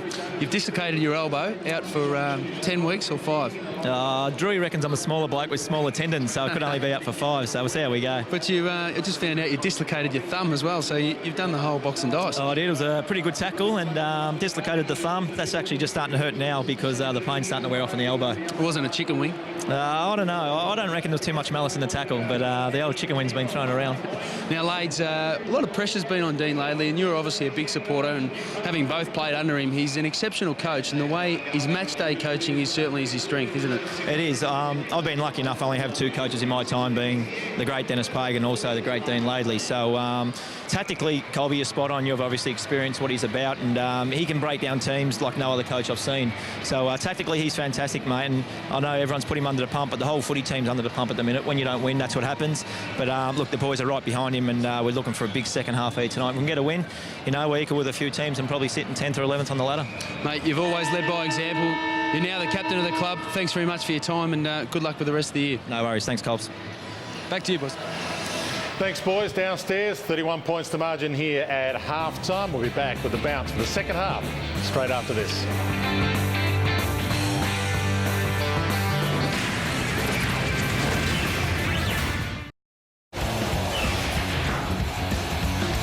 Welcome back to Etihad Stadium, half-time. North Melbourne have lost 3 of their last 4 games against Port Adelaide by an average of 10 goals, but right now at half-time they're a handy 31 points in front. And gentlemen, they don't look like they can be headed. Well, it's going to be very interesting to see whether Port Adelaide can turn things around. They're going to have to do it very quickly, Hurdy. I want to see the way they set up their structures at the stoppages. They're getting belted there. If they don't start winning some clear ball to launch into attack, there's no chance of getting back into the game. North Melbourne have made every post a winner. They've capitalised on all their opportunities. Port Adelaide, well, they would have got a rocket from Mark Williams, but whether they can turn it around is another thing. Yeah, look, they have to get more of the ball themselves around the contested situations, but they have to pay more respect to their opposition. They're just not paying enough respect to the North Melbourne players. There is one other game being played tonight. It's at Carrara on the Gold Coast. Carlton and Fremantle. And if you think this scoreline's a surprise, have a look at that one at half-time. Well, off the back of last night, this is just turning into a round of upsets, Dwayne. What about your tips, Jason? How would they be going? Pretty much as they always go. No good. It's only half-time, gentlemen. Only half-time. Drew Petrie captaining the team tonight. Big night for him. Drew Petrie, he captained a few combined teams when he was a kid, but he went to a Catholic school in Ballarat. He actually joked during one interview that he told them he wasn't a Catholic, and they, for some reason, wouldn't make him captain after that. But he did carry that joke for a while, but he has been a leader in a lot of his junior career, Drew Petrie, so hopefully in his opportunity tonight he can lead North Melbourne well. They're 31 points up as we speak. He's been reasonably quiet, Drew Petrie, just the 7 possessions, hasn't got on the scoreboard. Dean Brogan's the one in the middle of the ground that's firing his players up. He looks ready to go. Yeah, and Chad Collins gone back and Frida going with him. They're keeping that matchup, making sure Chad Collins doesn't get off the leash. Underway in the second half. Brogan with the slap down. Kane Corns wrapped up in a gang tackle. That's a statement tackle that to start the second half. 15 possessions so far in the game. Kane Corns, as I mentioned earlier, coming off that 37 possession game last week in the showdown.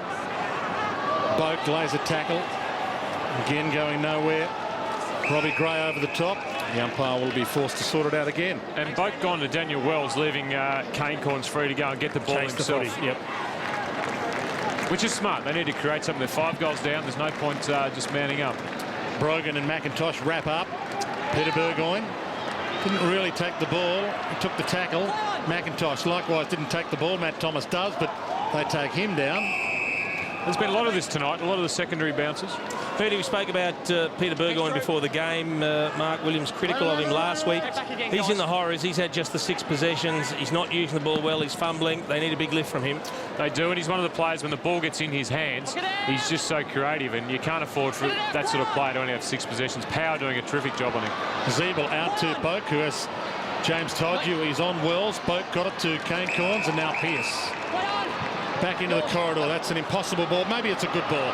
Picked up by Robbie Gray. He chose between... He did too. He had the 2 options down there, Cracker and Ebert. He looked at Ebert and said, no, Cracker. Yeah, well, maybe he just doesn't like Ebert too much. Maybe Cracker's the one who's he's rooming with tonight. I'll tell you right now, though, the bloke that needs it is Ebert. He's the one that's the dedicated forward, struggling for form all year. It was a dreadful kick coming in, handled beautifully by Robbie Gray. He's another that has to lift. He's just had the 3 possessions, but poor old Brett Ebert, he'd kill for an easy one over the top. And Nathan Cracker comes in and steals. He just fresh air him.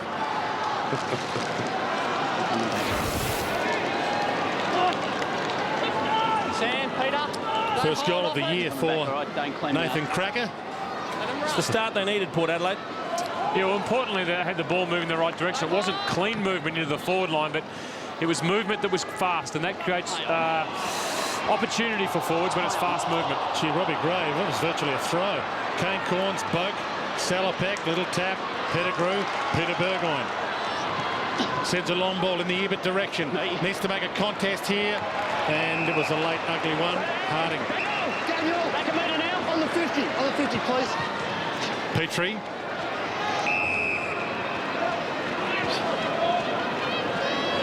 (73-48). 25 points the margin. Corralled by Thomas. Salopek stands under this. The pack's coming. Held his ground, and a big thump by Alapate Carlisle. We'll get a ball in.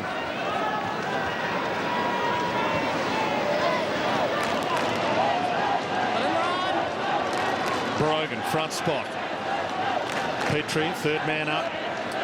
Zeeble, Harris all had a piece of it, but none of them a possession. And there's been a few of these ball-ups, and the umpire's had enough of them. And he's now going to pay some free kicks out of it against Petrie. Chaplin. Salopek. And he's turned it over. Well, they're not going to win, Jason, if they keep turning the ball over in the middle of the ground like that. That's a poor disposal. Hale wide. Harding on the open side. The leads come out wide. He's got Ferrito, Surgeon. That's way wide.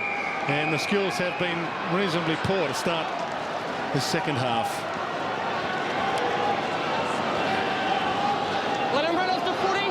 Shan. Brogan and McIntosh get their way around the congestion. Ball knocked down to lower. Slips through. Corns. Ferrito. McIntosh. Harris. McIntosh. Wells slaps it away. Cassisi. Inboard. Good vision. That's the kick they need, the corridor. Matt Thomas looks up. He's got Motlop long. He goes a little wider. Travis Boak getting a fair bit of it. Short towards Motlop. Still on the move, and he's got it. Needs to play on from this. That's what he likes to do. Does play on. Pops it to Kane Corns, who's almost in the grandstand. They're nearly an impossible spot to kick it. They had the ball in the corridor. What the problem was, when the Port Adelaide player looked up... Centering kick to Treadray. Sorry, Jason. No, that's a good kick. That's where they needed it. But they had the ball in the corridor, and the reason they had to go out wide again is because neither Ebert nor Treadray, who was deep, decided to lead up the corridor. Yeah, you've got to provide options. Often you wonder why teams go outside, but if your forwards aren't leading up and creating space either behind them or in front of them, it's very hard for the play coming down the ground to stay inside the corridor. And the one place you don't want to turn it over is in the corridor, because then you get punished quickly. Already kicked one from this exact spot in the opening term, and that's his regulation brilliance from there.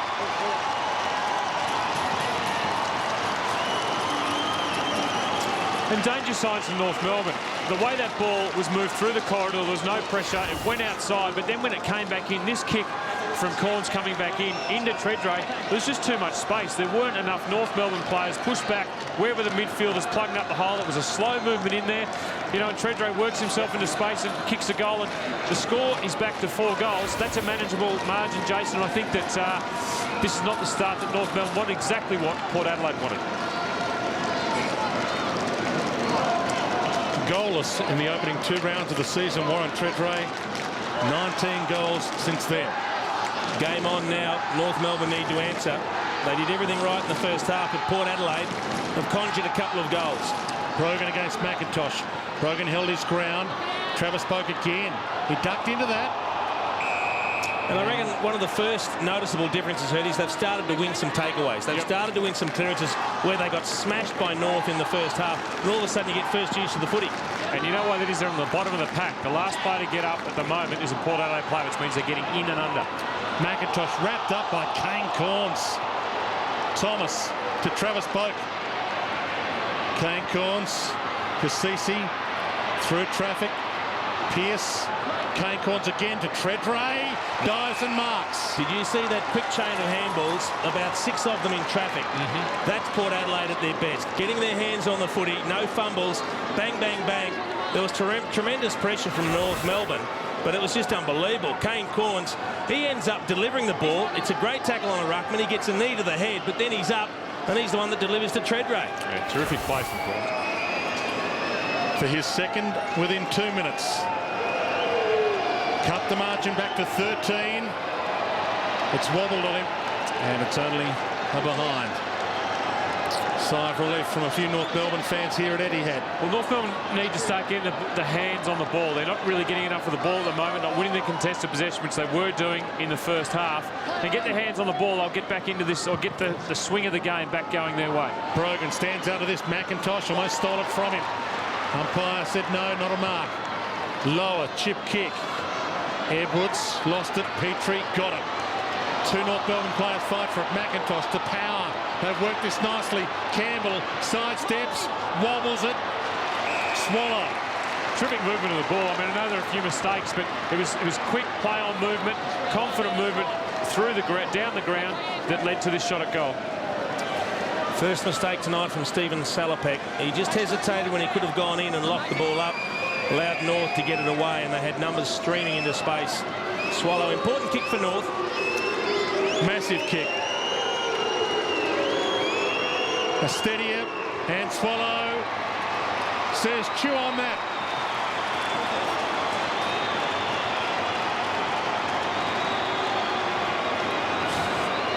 Chew on that, Hurdy. That's a fair comeback, isn't it?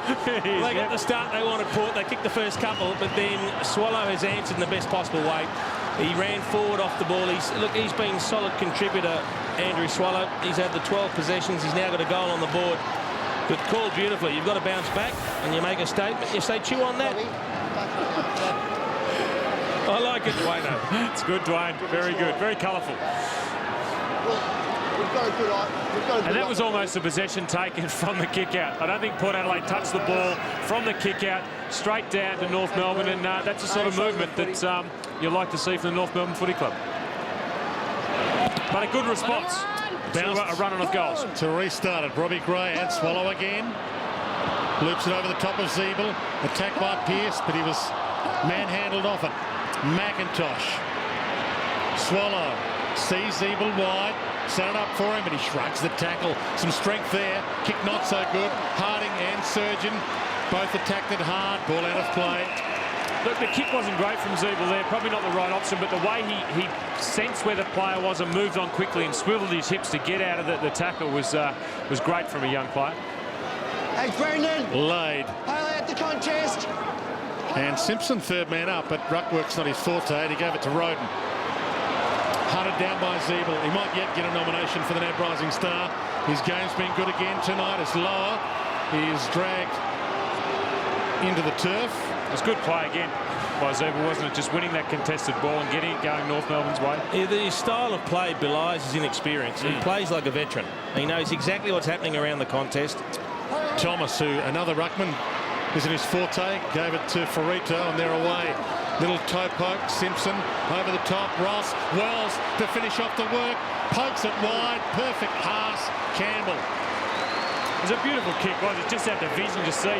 Everyone thought he was going for goal, and at the last minute, since he had too much pressure, that not many players in the competition would see that kick, Joseph. No, look, they got the start they wanted, Port Adelaide, in this third quarter, but I'm prepared to say, Hurt, if he kicks this game over. Really? Oh. No, you're calling it too early, I reckon. Far too early. Port Adelaide can't afford to lose this game. They'll come back with it, even though this is a goal. Matt Campbell kicks his third, and it's back to 30 points. So does that mean we're all off? We're finished? We're done? I don't agree with you, Jason. I think that North Melbourne have been terrific in kicking those two goals. But Port, this is about Port, how they're going to stand up, how they're going to react to a team that's come at them. Because so far this year, the weakness in Port Adelaide, as we see, Daniel Wells is a fantastic kick to see the vision and then a great finish. But if you're a Port Adelaide supporter, or you're the Port Adelaide coach or the Port Adelaide team, you go down this game, you'll be very disappointed with where you are this year. And I think Choco Williams realises this. This is a great test for them. Well, it's an indictment on them, really, that Jason Dunstall, when they're 30 points down, would say that they can't fight back from this. That's an indicator that Port hasn't quite got your confidence this year, Jason. They haven't. And maybe there's a lot of people with you. They certainly haven't got my confidence tonight. And here they go again, North. They're prepared to run harder, and they're back winning the clearances again. Ferrito to Campbell to Ross. And the other thing is they've gone forward with unerring accuracy. 14 goals, 1. Swallow. But you watch the way North Melbourne spread then from the centre bounce. Their players got back so well into their forward line, whereas the Port Adelaide players didn't spread. One of the secrets to playing midfield play is when the ball is cleared from the area, you see who spreads the quickest, which team, and that tells you who's up and about. North Melbourne is spreading from those contested situations so much better than Port Adelaide at the moment. Campbell, Swallow, Simpson, Wells. They've pushed him all the way back to the wing. McMahon, Wells, centering kick, Gibson.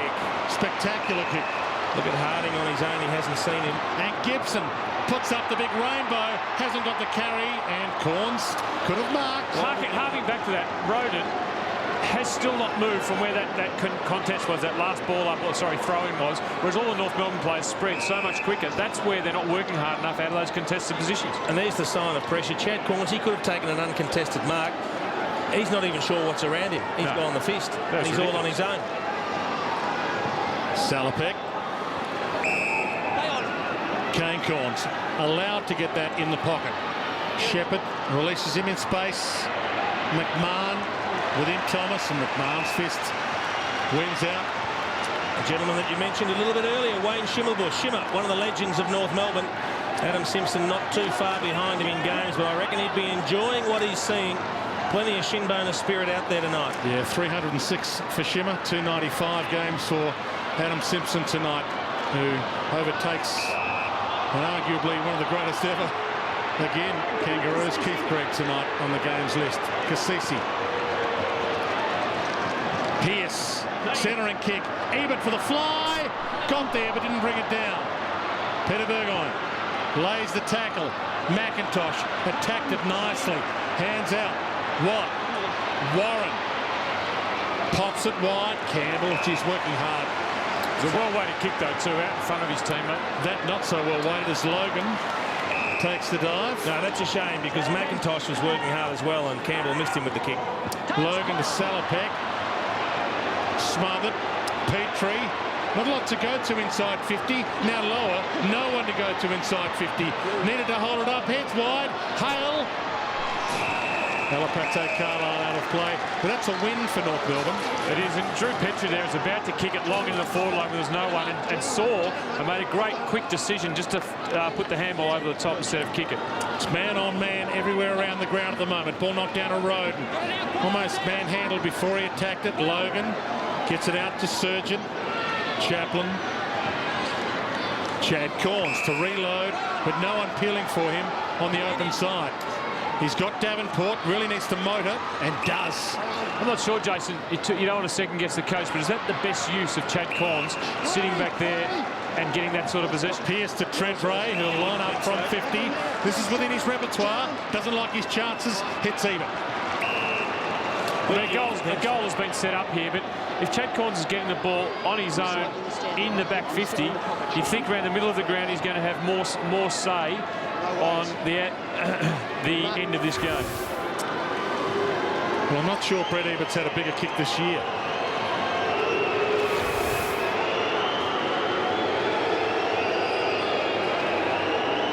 Hasn't kicked one tonight.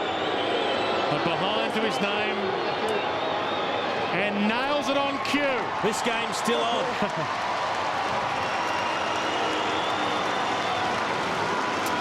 Well, Jason Dunstall calling the game still on. The thing about Etihad, Jason, is that, you know, what is it? It's 4 goals or 25 points. The thing about Etihad Stadium is we see the ball come into the Port Adelaide forward line. A nice pass by Pearce, starting to get his hands on the ball, and Treadray delivering to Ebert. But at Etihad Stadium, the game can change so quickly. 3 or 4 goals is not like 3 or 4 goals in the MCG. 3 or 4 goals here can turn in 2 or 3 minutes because of the size of the ground. Well, you're right, Hurdy. The margin's not huge, 25 points. But the indicators in terms of the way the game's being played suggest that the margin's a lot greater, because I don't think North Melbourne are going to stop. Their work rate's not going to die. Their running's not going to stop. Their efficiency of the footy's been great. You don't expect that to change now that they've done it for 3 quarters. I just don't know if Port can get a run on and completely dominate. Robbie Gray, brilliant. Thomas, just as good. Harris with the run down from behind. Zeeble, likewise, got it out. Swallow. Scott Thompson, and that's a little wide from the boot of Scott Thompson, who having a birthday today, 23 years of age. One of the things that is starting to come back together is their kicking efficiency of both sides. Early in that third quarter, North Melbourne had an advantage 76% to about 65% kicking efficiency, which means they're a lot better with their kicking of the ball. At the moment, that's come back to 69% to 60 North Melbourne, 67% Port Adelaide, which means that Port Adelaide, the North Melbourne team, are kicking the ball away a bit more than they were earlier in the game. Lade, Chaplin, Logan, Boak, Short, Carlisle, Treadray straight down the middle, half volley for him. Tough pickup, gives to Logan, tough pickup, Davenport left it behind, Kasisi, arms free, back to Logan, out to Gray, can kick a high ball and does so. Modlov under it, big leak, can't bring it down. Boak almost the trap, does, sidesteps, caught. Kasisi dives in and will get a ball up. 86 to 61. Important contest here. If Port Adelaide can conjure a goal and bring it back to 19 points, your call is looking a bit shaky, Jason Dunstall. No, it's a big if, Hurdy. Brogan front spot. Happy to be proven wrong. I'd love to see a close finish. Robbie Gray, Peter Burgoyne, was that a push in the back? Was that? There's about 3 half push in the backs there. What it is, though, Didn't make a hole. it's a great contest. I think that the contest, both sides realise what's at stake. As you see here, no free kick there. I've seen those paid this year. Well, if he didn't pay the first one, he couldn't pay the second or third because they were all the same. Tackle laid by Peter Burgoyne will get a ball up. I just love the way North Melbourne have come here tonight. They've had a game plan in mind. They've stuck to it. They've been committed in all positions. All the matchups have worked for them. I just love the way they've played their footy tonight. Yeah, they've been great, North Melbourne tonight. Goldstein with a tap down. Oh, that's a sling tackle. Ross. Heads wide, Aaron Edwards. Surgeon. That's a win for Edwards. Ball out and ball in. It's a contest. No. Surgeon asking the question, and you heard the reply from umpire Troy Pennell. No. Brogan. Slapped down to Swallow. And couldn't play that hold in the back either because he missed the last 3. So do you want them to be consistent if you get the first one wrong? You do, but what I liked about that tackle from Cassisi is he turned him onto his side as he hit the deck. Yeah, as you see, Chad Corns moved up onto the ball after spending a lot of this quarter sitting deep in defence. Brogan and Goldstein. Lower. Dragged down by Cassisi. Cassisi almost tackled him and dragged the ball into him at the same time. Clever tackle. One of the impressive things for North Melbourne is that even when Ferrito's not on Corns, a North Melbourne player goes to him, no matter where he is, they're not letting him sit free off the pack. They're making sure someone will go to him and make sure that he's not free in a contested situation. Robbie Gray had it, lost it. Lower's got it. Slips it out in the Zeeble direction. And he gained some ground there. Not a bad kick. Chaplin stole it from Hale. Oh, he takes them on. Logan. Pettigrew. Not a lot to go to on the open side. Carlisle. Now he's got Cracker, or he's got Boak, and he's got Surgeon. He goes for Surgeon in the end. Good kick. Davenport runs for him and will be rewarded here. The first gamer. Inboard, Kane Corns. Into trouble. Out of trouble. Travis Boak. Pops it inside 50, hoping for Motlop. Got a hand to it. Gibson, good fist away. Harris to Swallow. Wells. Handballs whilst in the air. Swallow dragged down. No push in the back either. There's one. Motlop called to play on. And now it'll come back. It's an extraordinary hand pass from Daniel Wells. I mean, he's in mid-air and he gets good purchase on it. Well, he kicked goal of the year that way once. He did. Another massive kick coming up here. You wouldn't think he's in range, Kane Corns. I just keep leaving myself open. You do, it is outside 50, you're right. And tries to spear the pass to Robbie Gray, and poor option. North Melbourne away. Zeeble to Warren, who can go here. He's got to hold it up. Oh, he's looked the wrong way. He's looked the wrong way. And kicks straight into the man oncoming. Surgeon cuts loose. Gives to Kane Corns. Back to Surgeon. Wide to Brogan. Goldstein. Contest slapped an arm, but that'll do. Play on advantage. Salopek. Run down. Ball. Goldstein did brilliantly. Now, at what stage? Back, I think. Oh, he's going to say it's not advantage. Do you wait and see if he uses it and then bring it back again? That's a lucky let-off. Yeah. A day passed. Because he had time, Salopek, and then he dawdled. Peter Burgoyne long. Modler, big leap. Can't bring it down. That's a win for North Melbourne. Going a little bit early. He's up and down before the ball got in his area. 24 points the margin. Played 23 minutes, third term. You heard the umpire's call. Hold it there. Shannon Watt. Back pocket. Could break a record, AFL record later this year. Most games ever by a player without a Brownlow vote. Shannon Watt, 154 tonight.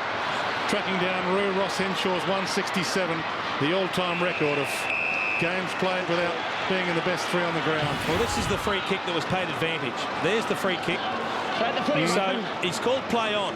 Salopek's got time, plenty of time. Oh, yeah. That should be a free kick to North Melbourne, I think. They're right there. The ball. Robbie Gray slipped the handball out. Ferrito. Pushed on the kick. That was enough. Cut off by Cracker. Warren bumps him out of it. Good dive in. Hale gets a chance at a snap here. Gave it off. Lindsay Thomas centering ball. Aaron Edwards. He's got Harding if he looks up. He took the step. Still got him. Sends it long. Corns. They set an arm sling. No free. Ferrito. Sidestep. Wells. Well, he could do the magic thing here. He centers it instead. Not too bad, that. Lindsay Thomas. Great vision. Well, they got a shot at goal with it, but they are lucky. I mean, the kick from Aaron Edwards is a strained kick. An incredibly dangerous situation. 1 against 4 at the top of the corridor. But a couple of North Melbourne players, Frito included, and then Wells, good enough to just negotiate the traffic. And look at the vision from Wells. They had a good game tonight, Wells. He has. Lindsay Thomas. For goal number 50 of his career. Kicked 49 from his 42 games. Hasn't kicked one tonight. Bends it back. Precision. Back out to 30 points. And for all Port Adelaide's play, they've had a lot of play this quarter. North Melbourne are back to 30 points. I mean, it's a game that is swinging and going backward and forward. You see here Fredo winning the ball and then giving to Daniel Wells. Daniel Wells' vision tonight has been very, very impressive. Sees the guy over the top of players, which is very hard to do. Most guys can only see the first or second option. Wells there's seen the third option, and a nice kick for goal there by Thomas.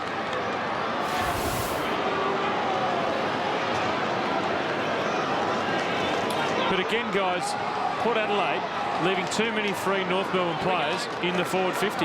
You just can't afford to leave 2 or 3 guys. I mean, Wells in the end had 2 or 3 options he could kick to. Important couple of minutes coming up here to 3/4 time. Swallow. Wobbles one in the Ross direction. Collects. Wide past Aaron Edwards. Davenport, Boak in fact. Chip kick good to Cassisi.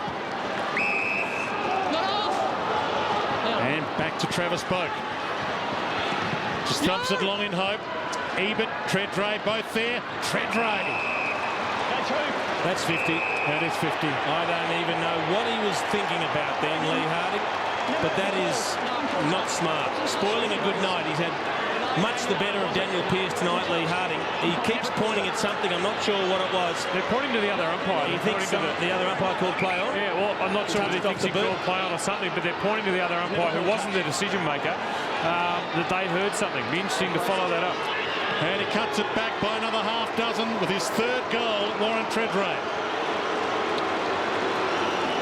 Well, you can only assume that perhaps Lee Harding thought it was touched off the boot when the long kick came forward, because he came in late and he just tackled Warren Treadray. There it is. It's a good mark, though. Very all the players there stopped. Yeah. And he's going, look, it was touched off the boot up there. There you go. The umpire said it wasn't touched. Good mark, though, and shows the strength of Warren Treadray. This time last year with his knees, he wouldn't have been able to do that.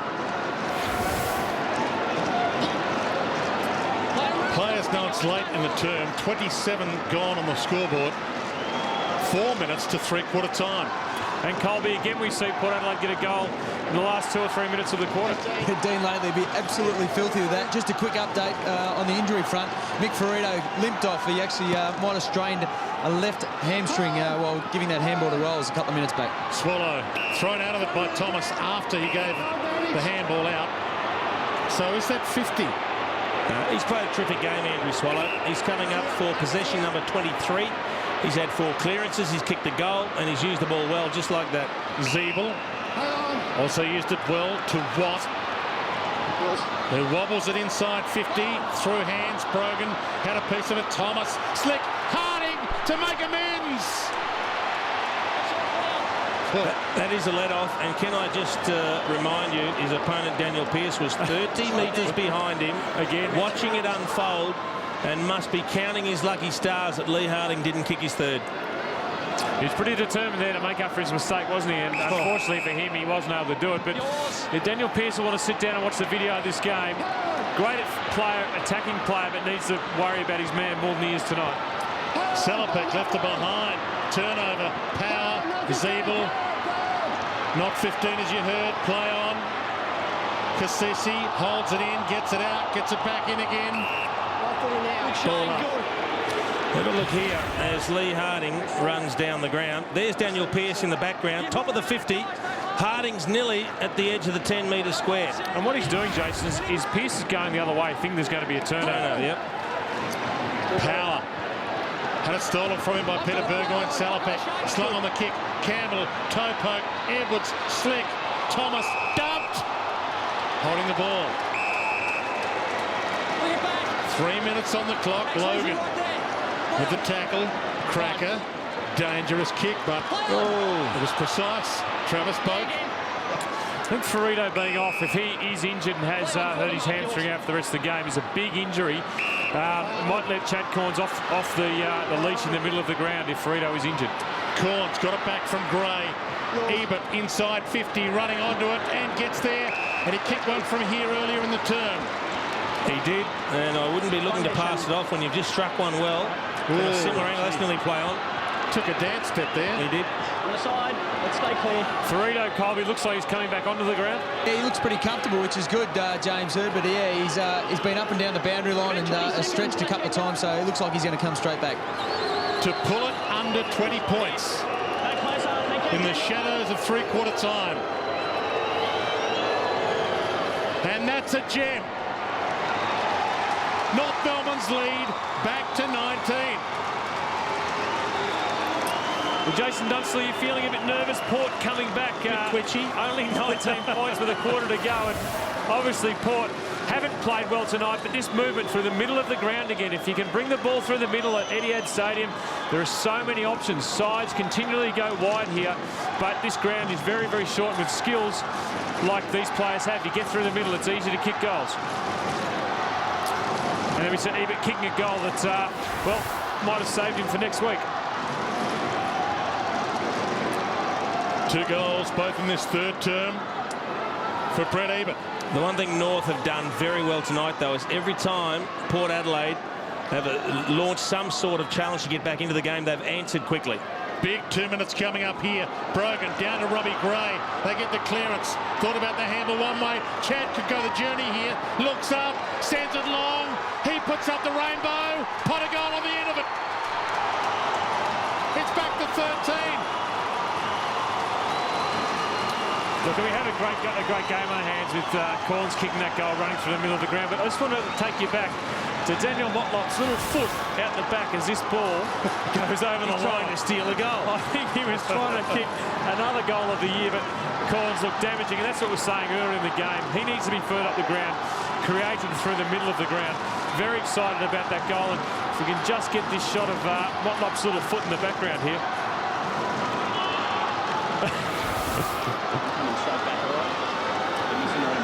First goal of the night for Chad Corns. I haven't deliberately gone quiet, Dwayne. It's just I was a bit twitchy after the goal before that. Now I'm catatonic. I'm starting to get very worried, as is Dean Laidley down on the bench. Yes, he's down there with an egg, ready for your face. From the ball up. Ferrito dragged down, couldn't get rid of it. The ball up. Tackle went sideways. 1:34 on the clock. Important clearance this. Brogan slapped it down. Simpson got it out lower, ran into trouble. Handball out. McIntosh. Wobbler. Edwards slapped away. Ball hits the deck. Thomas shoots it out to Warren. Could have the snap from there. Magnificent smother, Chaplin. All of a sudden they've got a sniff Port Adelaide, haven't they? Their tails are up. Things like that lift the teammates around them. A couple of Port Adelaide players running over to congratulate him. Shoulder. There's a Port Adelaide it is out. Shoulder. He's done a shoulder badly. So still in a good spot for North Melbourne score here. Davenport thumps it wide. Ebert with the fly. Causes a spill. No. McMahon. South Australian boy from the York Peninsula takes the mark as Salopek comes off. His shoulder's well and truly out there. He's trying to put it back in. He popped his shoulder badly. Tell you what, boys, we're in for a great last term. Lower sends it wide. Port Adelaide with the tall timber. Thump it out. He's in a lot of pain, Stephen Salopek, and I think they're trying to get it back in as we speak. Look at that. It's almost like pulling the leg off the chicken. Yeah, look at that. He is grimacing, and they're trying to work it back in. Robbie Gray toward the line. Pearce hunts it down with Harding. Good pick up. Keeps it alive. No, he doesn't. I think he's going to go straight down the race. Doesn't look like they can't get it back in. No. So that's still outside the socket. And this is a replay of it here. It's the lunging tackle, and when he goes down, he lands on it, and he's in pain immediately.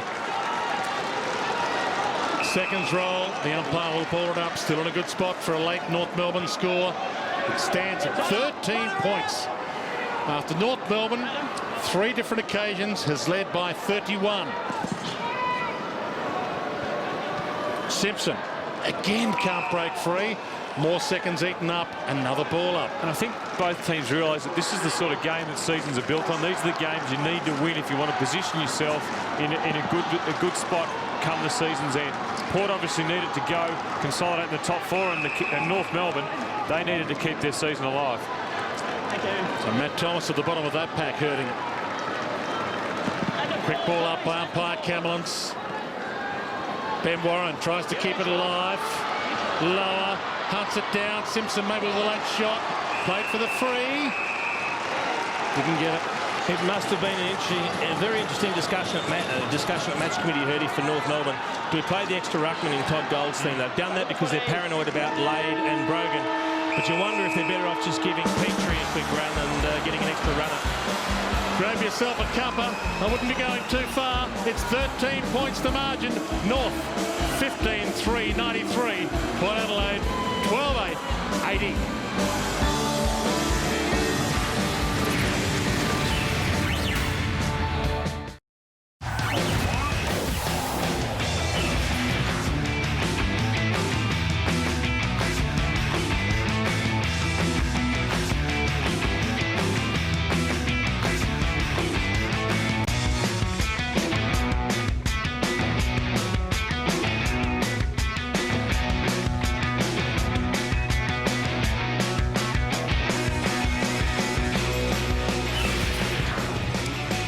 North Melbourne in the box seat at 3/4 time to grab the 4 points, but they did lead by 31. It's now 13, 15-3, 93. Port Adelaide 12-8, 80. Jason Dunstall said it was over. I think this one might still be alive. You're just going to keep reminding me. I still can't put my finger on where they lost it in that 3rd quarter, because North Melbourne didn't look to be doing anything wrong. Port Adelaide kicked 6 goals, and maybe that bottom one there just marks on the lead. Maybe they identified the hit-up targets. North Melbourne couldn't do that, couldn't use the ball well enough. Yeah, I think it was clearances 13-11 in Port Adelaide's favour. It's the first time for this game in a quarter they've won the clearances, which got them into the forward 50 more. They won their forward 50. And Colby, it looks like Port Adelaide are on a bit of a roll. Can North Melbourne stave off this run by Port Adelaide?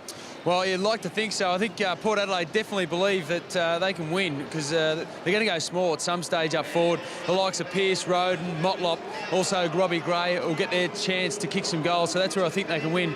But there's been some massive statements from upstairs in the commentary box tonight. I can't believe it, but there's Pearce on screen. He certainly needs a big last quarter. But Stephen Salopek, the big news down here, going up the race, obviously, with his shoulder. Yep. The physios were actually paper, rock, scissors of who was going to go put it back in. No one wanted to go and do it. The poor bugger was in a lot of pain. He went up the race, and hopefully now it's back in, and he's much more comfortable. Well, I'm getting cooked from every direction, Dwayne, but I'll tell you right now, if North Melbourne go on to win this, I'll be crowing I tipped this. What, we're now 30 points up? Yes. Massive last quarter coming up in the context of the season for both these clubs.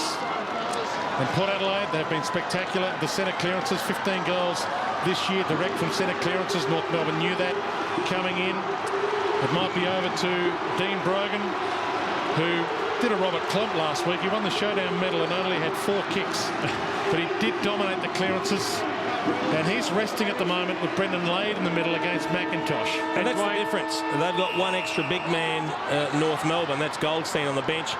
But Port Adelaide are down 1 runner now with Salopek. And Port Adelaide stretching North Melbourne with Chad Corns going deep into the forward line.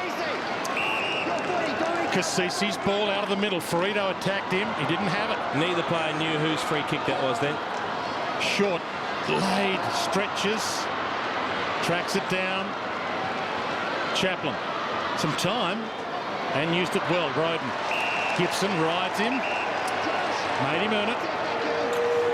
Big job for McMahon here on Chad Corns. Chad Corns in the forward pocket. You think Chad Corns will be a little bit too smart for him. Takes him on, and speak of the devil, Chad Corns. And this is well within his repertoire. He got sucked in then, Josh Gibson. He does that a lot, David Roden. She pops that up, gives it a long bomb. Motlop on the line. It was touched. Just. And that's the beauty of having Chad Corns on your side. I mean, he has literally played every position so far. Motlop is a terrific spoil by Petrie, I think it is, who put that out of Motlop's hands. It's back to a 2-goal game. 12 points. Daniel Wells entrusted with the kick in, and it was spectacularly good. Petrie gave it up to Campbell. Ferrito. Harris, well worked. Ross. Couple of targets inside 50. Thomas peeling back, gets there, takes a brilliant mark. Gee, I thought he'd picked the wrong option, Ben Ross, but in the end he knew exactly what he was doing. He's winded himself, Lindsay Thomas. He's gone down heavily, maybe on the wrist, but it was landed on the shoulder. Gee, we don't need another shoulder after we've just seen Stephen Salapak go through agony. I thought he was going to chip it over to David Hale. He decided to go longer, and it was just long enough to go over the top. He landed very heavily, didn't he, Lindsay Thomas? But he now has an important kick. This gives him a bit of breathing space and a bit of confidence they can go on with the job. And this is where the 30-second rule's tough. He needed a breather then, after that mark. Big kick, and he slips it in. Back to 18 points. All started with the kick out, Hurdy. They got a good kick in that found Petrie. This is Daniel Wells, the benefit of having someone that can use the footy, and that opened up the corridor for them. And he shaped the kick one way and then comes back the other way, and really, you know, they've gone from one end of the ground to the other without Port Adelaide touching it. A goal from a kick out really hurts you as a defensive team. That's a beautifully weighted kick and a great mark in the contested situation. Terrific goal from North Melbourne, coast to coast.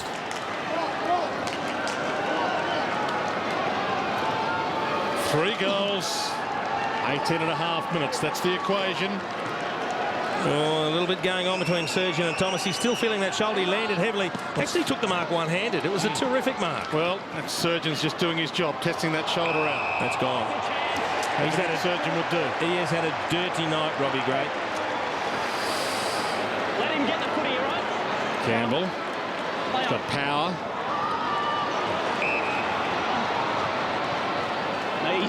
Sends it wide in the Thomas direction, and that's out of play. We'll get a ball in. Stephen Salapak back on the bench. Hopefully that shoulder, well, it must be back in to be sitting there. He'd be in an enormous amount of pain still if it was out. Laid in the ruck work. Robbie Gray can rectify it. Not yet, maybe not. Straight to Petrie. Look, it hasn't been from a lack of trying, Robbie Gray. It just hasn't worked for him. He's had Ed Lowe do a really good job on him. Robbie Gray again. Tunnels it out. Stolen by Campbell. Sends it to Thomas. Surgeon. Thomas. Thomas! Across the face. 19 points.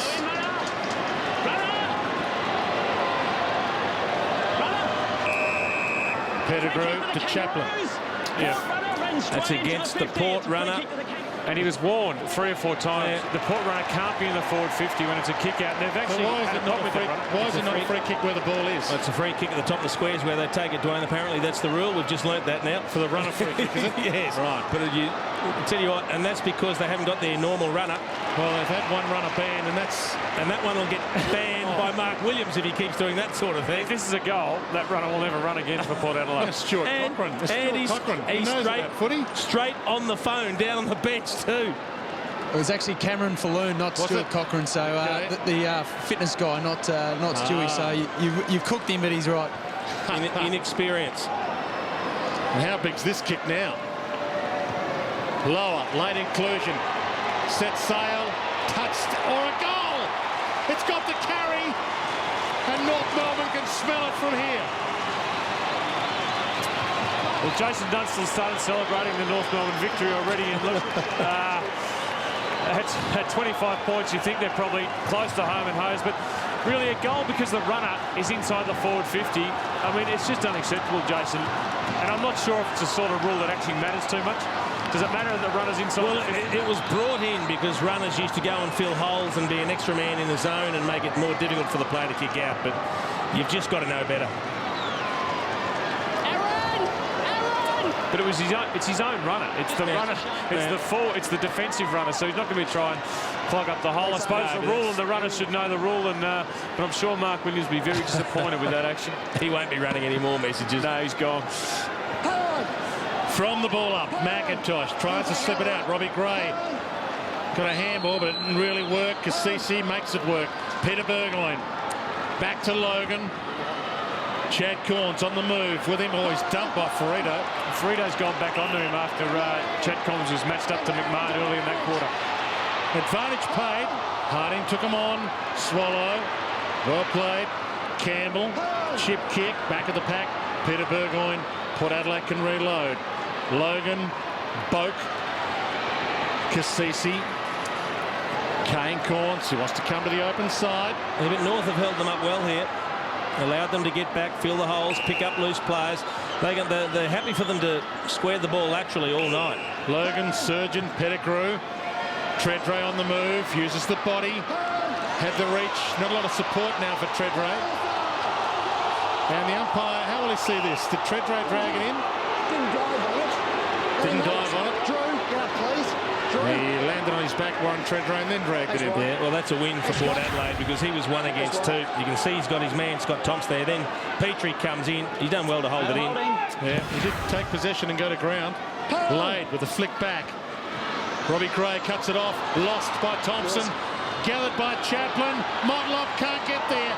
Does for the toe poke. Gets it to Pearce. Shrugs a tackle. Back to Motlop. Through traffic. Back to Pearce. He gets a bend on it, but not enough. Only a behind. He did everything right, Lee Harding. He went back. He tried to be courageous and run back with the fly of the ball. Did everything well until he actually dropped the footy. Don't go in, mate. Stay out. Motlop here, and interesting how he got that handball clear, I'm not sure, but interesting handball, and Pearce just couldn't get enough angle on his kick. Motlop's hobbling a bit. High kick, good Clark. Good mark. He's Swallows hurt himself, is he? Hopefully just a cramp. It's all right, time's on their side. Take as long as you like. 106 to 82. 24 points the margin. Back to McMahon. And short, Cassisi paid the mark. And that's probably the only worry for North Melbourne at the moment. Have they got enough runners on the ground selecting 2 ruckmen? You'd think that's Port Adelaide's only chance at North Melbourne. Treadray and Motlop, they spoil each other. McMahon, Harding, takes off. Tracked down by Robbie Gray. Pressure on the kick. Edwards had 3 to beat there. Logan. Pearce forward in space. They haven't seen him. Back to Logan. Dragged down. No in the back. No holding the ball there. Harding. Thomas. Harris. Simpson. Dragged down by Surgeon. Chaplin. Well, it's a hot ball to win right now. It's the tired boys out there. Ah, they're ever. 106 to 82. 24 points the margin. We're 9 minutes in, final term. North Melbourne coming in. 2 wins, 4 losses. Port Adelaide, 4 wins, 2 losses. 3rd versus 13th. And North playing to keep their season alive. Travis Boakes had a good night at the office. 24 possessions. Yet to have a best on-ground game in his career, Travis Boak. He's been consistent. Needs a breakout game. Matt Thomas dragged down. Oh, gee, there's an in the back. It hasn't been paid all night. He played for it. There's been 20 there. None have been paid. Laid to the pocket. Motlop pushed out. No free. One of the things when you're looking at a forward line, you don't want 2 players leading to the same spot. You want a bit of space. Just threw himself forward, didn't he, Matt Thomas? Said, come on, but your man at the bottom, he gets the benefit of the doubt. Back in. Laid to Boak. Gets the kick away. Wobbler. Goal! It might be the breakout game for Travis Boak.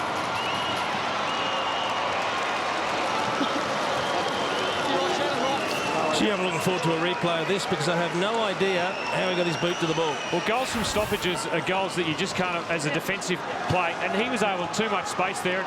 That ball swung back nicely, Jason. A bit of in-swing on the ball, but you know there's no one on him, and in this sort of game when it's this tight in a contest situation from a ball up or a throw-in, you need to have people manned up, and he just had too much space, and they will turn onto his right foot and slam it through the goals.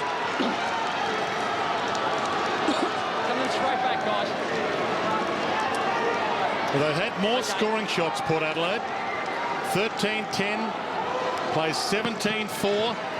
It's a 3-goal lead to North. Roden takes them on, didn't necessarily have prior opportunity. The umpire says, I'll ball it up. You mentioned at the start of the quarter, Jason, selecting 2 ruckmen for North Melbourne could cause them some problems and run out of run. Do you think they're slowing down a little bit so far in this quarter? Well, look, I think both teams are. They're both, but mind you, both teams are shorter runner. They've got the extra ruckman on the bench in North Melbourne, and Port Adelaide without Stephen Salopek, so you can say it's even. Yep. Brogan, slap down. Zeeble steals the takeaway. Side 50, knocked away from him by Logan. Thump down towards Campbell to his own advantage.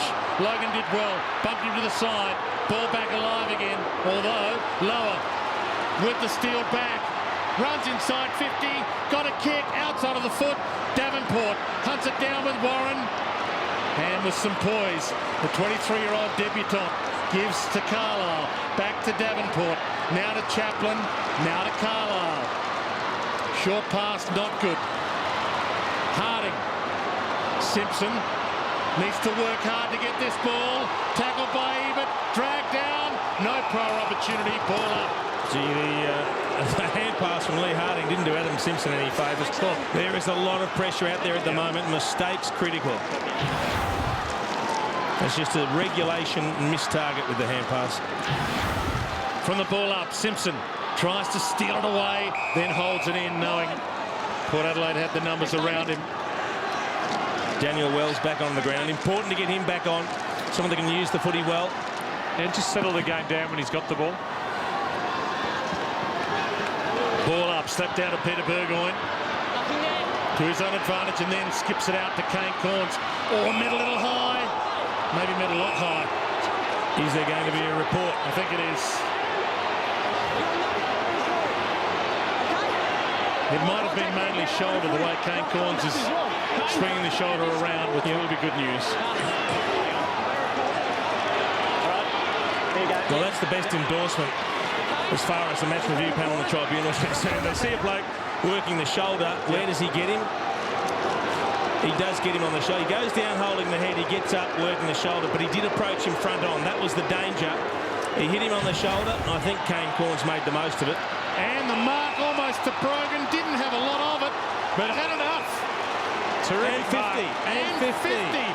This will cut it back to 2 goals. Who gave the 50 away? That. I was about to ask what sort of set shot Dean Brogan was. It doesn't matter now. Terrific mark in a contested situation, though. You know, the taller guys stand up. Dean Brogan gets criticised for some of his play, but, you know, he has a crack every time he plays, and a great goal. In the context of the game, a very important goal. Very interesting having a look as Kane Corns came off the bench. He screamed at the doc. He said, get over here. I need you to have a look at my shoulder. He thinks there might be something wrong with it. This is the bump from Adam Simpson. He comes in a little bit too front on. He's on report, but I think he might be okay given he got up working the shoulder, and ultimately he comes off to get treatment on the shoulder. There's the mark. Oh, Goldstein was just following up the loose ball, and he's been pinged 50 for knocking it away. On first glance, that is a ridiculous 50 metres. It looked like he just hit his foot and went away. Very harsh. Adam Simpson too, Jason. I'm not sure what option he had there. I mean, he basically had to try and get low and hit him. Yeah. Corns was down so low with his head, he couldn't tackle him. What's the option for the play? You can't let him run through. Bottom line is he didn't hit the head. He's off receiving treatment for a sore shoulder. Goldstein, but down to Thomas. Cassisi, Roden, Port Adelaide inside 50. Modlop about to swoop.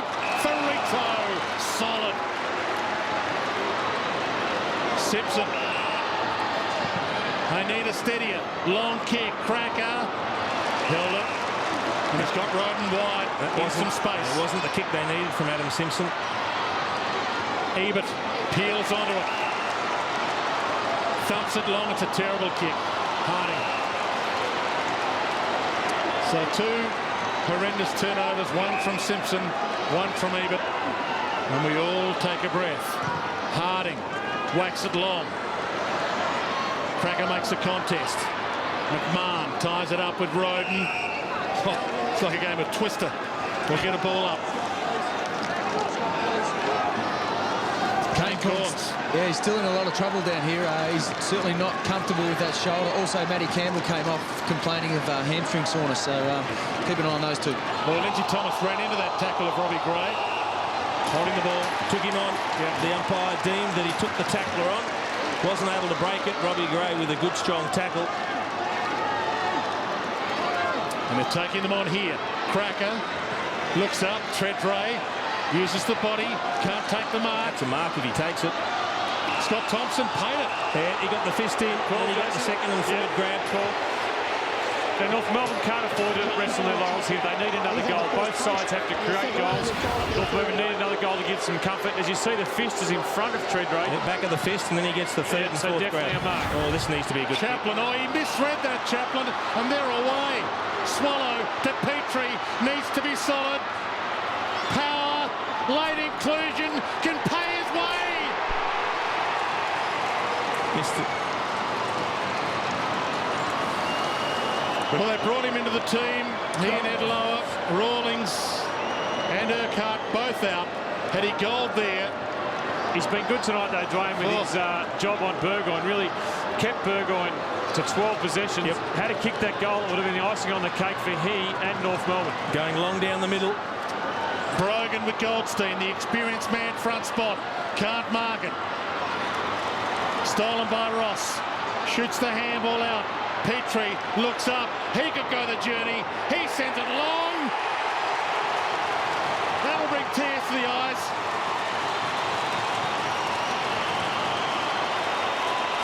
Petrie had the chance to kick the goal, the one before that Power missed. He handballed it off. But, you know, nice handball over the top to Petrie. Dummy from the big man Jason and Bank from 45 metres out. That's the winning goal in my opinion. I think that for Port to come back from here, they need to come back and really kick the next goal. But with 10 minutes to go in the game, there's still a chance. But just the flow of the game has turned North Melbourne's way with that goal.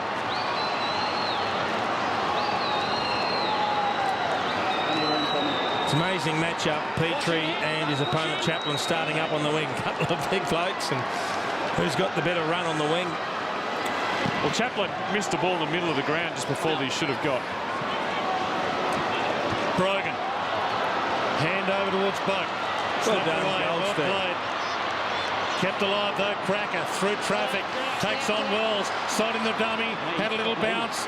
That wasn't really 15. Simpson throws it out. Goldstein. Kick smothered. Cracker again. Wraps him up. Brings him down. Is it ball? No. Ball up. Just takes a while for the big blokes to get boot the ball, doesn't it? And he got tackled while he was waiting.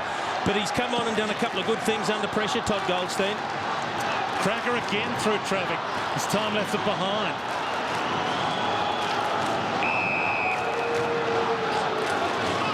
See the North player there, Scott Thompson, very happy just to burrow forward with the ball, lock it up, have another stoppage, work a little bit of time off the clock. Suits North Melbourne to have a man-on-man contested contest. Ton of time left though. Harding takes them on. Handball to Ross. Bounce was kind, but he left it behind. Matt Thomas dives in, collects the 1-2 at Pearce. Make that the 1-2-3. Robbie Gray hands it wide. Logan from 50. He can load up. Motlop one-on-one. Motlop almost. They're behind. It's a 3-goal margin. It's been that sort of night for Daniel Motlop, hasn't it? Motlop almost the whole night. He's kicked 1-3 and had some opportunities, but just hasn't been able to break away and create enough scoring opportunities for himself or his team. Scoreboard says 20 minutes. We're into time on. McMahon on the end of the Wells pass. Time continues to roll. Gets a good lead from Ferrito, needs to honour it with a good pass. Ebert with him. And boundary line, the sanctuary. Well, that's not the kick you're looking for from McMahon. He's got a good player in. Ferrito takes a strong mark. He's got to keep it out in front of him.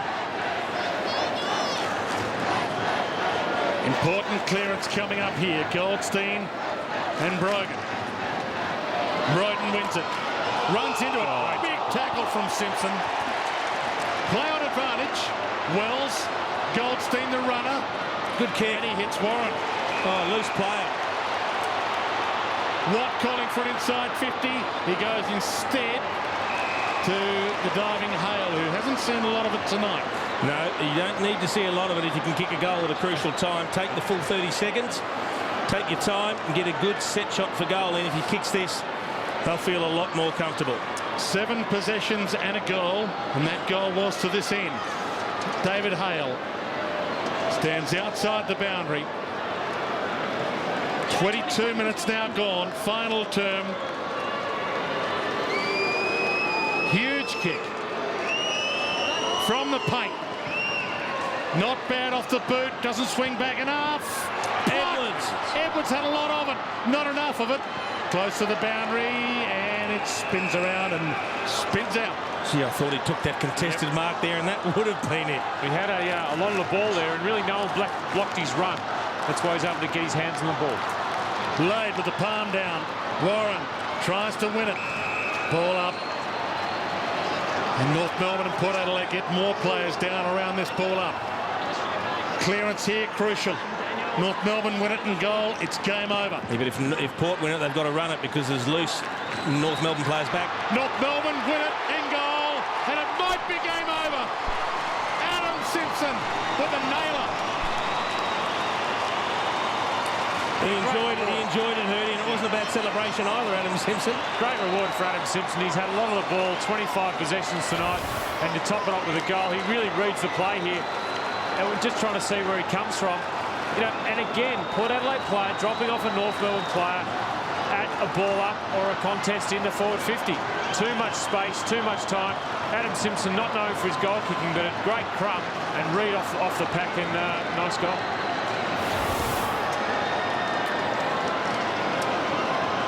Adam Simpson, 3rd goal of the year, has had more goal opportunities this year. Had kicked just 4 in 21 games last year.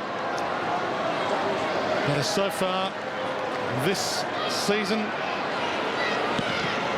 3 goals from 7 games. It's been the story of the night for Port Adelaide, letting North Melbourne players free in the forward 50 around the contest. Goals from stoppages.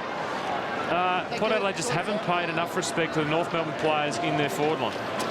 And they have had the upper hand over Port Adelaide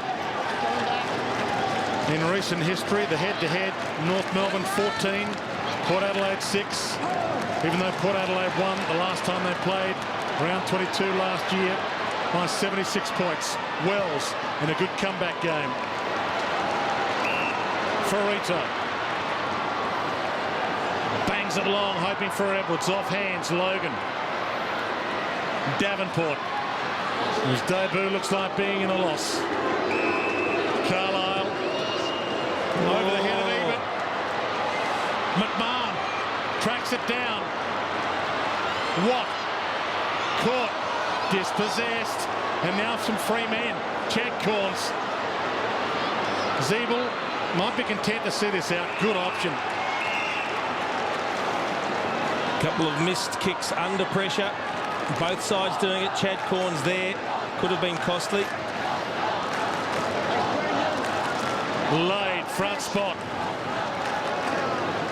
Colby, Kane Corns going towards the rooms with that shoulder he hurt earlier in the game. Yeah, mate, he's in a lot of trouble, Kane Corns. He's walking right past me now, and he's going up the race. His night is over, and he's in a lot of trouble along with Salopek. Colby, when he came off, he screamed at the doctor. He knew there was something wrong, and he said, "Get over here." Clearly he knew, very, very upset. And, geez, it's happening all down here, boys. It's right in front of me, and... He doesn't mind mixing it up, Matt Thompson, does he? No. Matt Thomas. So essentially, Adam Simpson's bump on Kane Corns has turned the game. He ran down, different man, kicked the goal to win the game after seeing Kane Corns from the field with a bump that virtually popped his shoulder. Ended up on report, but you wouldn't think much is going to come from that, given it's a shoulder injury. Zeeble set one up for a bit of icing on the cake, perhaps. Thump from Pettigrew, down to lower. High to the goal square. Hale sits under it. Lindsay Thomas, Hale, snaps around the body. They're home.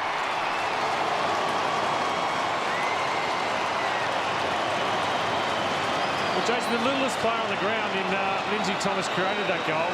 He was the one that got his hands on the ball in the contest and brought it to ground. I mean, the Port Adelaide players there pushed out of the way too easily, and it shows what you can do if you've got your eye on the ball and you know where you want it and your desire's there. You can have a chance of creating some play. Watch here as Thomas comes into the play. A very high kick. Plenty of tools around. Petrie and Hale. And it's Thomas that does the flying and Hale that does the roving. There's something wrong there. Yeah, great contest by Thomas as he got him there, and Hale proving the rover. And, you know, Hale, he hasn't been on top of his game, but a couple of goals and played his role in one of the better North Melbourne performances and one of their better wins for a long time, I think. Yeah, this game was over early in the third quarter, Dwayne. Just confirming you were right, Jason. Chaplin. Had some worrying moments. Thomas, Davenport, Chaplin, sidestep. Good kick. Roden. Well, 5.5 minutes, 30 points the margin. Quiet night by David Roden's standards. He's had a reasonably quiet season by last year's standards. 12 possessions. He has kicked the goal already. That was courtesy of a handball in the goal square from Daniel Motlop. This would be his second. Was dropped earlier this year, of course, David Roden. And that's an arrow. They haven't given it up yet. And one thing we've learned in recent weeks, Hurdy, is 4 goals in 4 minutes isn't a match-winning lead necessarily. We saw Essendon come back and beat Collingwood on that fantastic Anzac Day clash. We saw Carlton nearly do it to Hawthorn, except Fev hit the post, and they were all a good 4 goals clear with only a few minutes left. So you've got to play the game right out to the final siren. North Melbourne wouldn't want to just rest on their laurels and think they can slow it down from here. Well, they'll make a massive financial loss on this game, North Melbourne, that's for sure. 14,342 here, which in comparison to the crowd last time they met, 22,000 at the MCG, is a little disappointing. Those that have come, sticking around to hear the siren and celebrate this one, you would think. Wells in his return game, pretty good. He looked a bit being dominant, 24 possessions. He looked a bit proppy, Colby Wells, as he came off. Is he okay? Yeah, he's okay. He's just getting a rub, and I think just having that week off, he'll be fine. Robbie Gray, Motlop, Ebert, both down there. And Ferrito to Clever. Round out deliberately without making it look deliberate.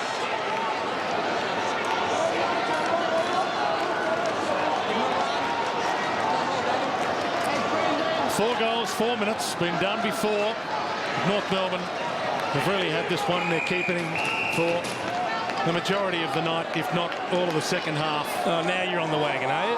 Well, they have led by 31 points 3 times. I was hung, drawn and quartered for calling it over earlier. Now you're saying they had it in control all night. Petrie. Gee, you're good, Dwayne.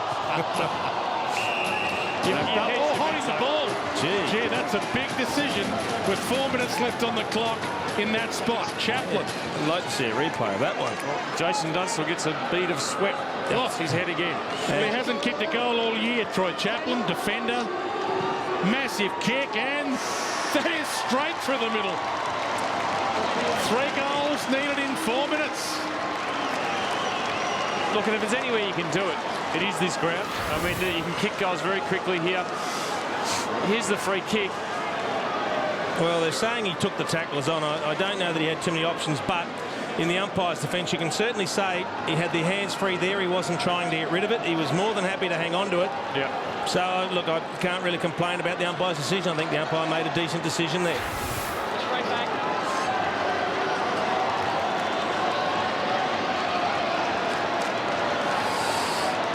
Don't fluff the pillow up just yet. Just hang around for a little while. Dean Bailey on the phone.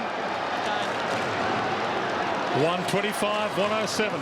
3 goals the margin. And one of the criticisms of Collingwood when they lost that game, Jason, is they didn't get enough players back into their back line to flood it up. North Melbourne haven't done that. They're still a very open Port Adelaide forward line. Cracker to Robbie Gray, takes them on, sends it towards Lade. Brendan Lade! And Brendan Lade has not missed a shot at goal all year. He's kicked 6 straight. If he makes it 7 straight, it's a 2-goal game.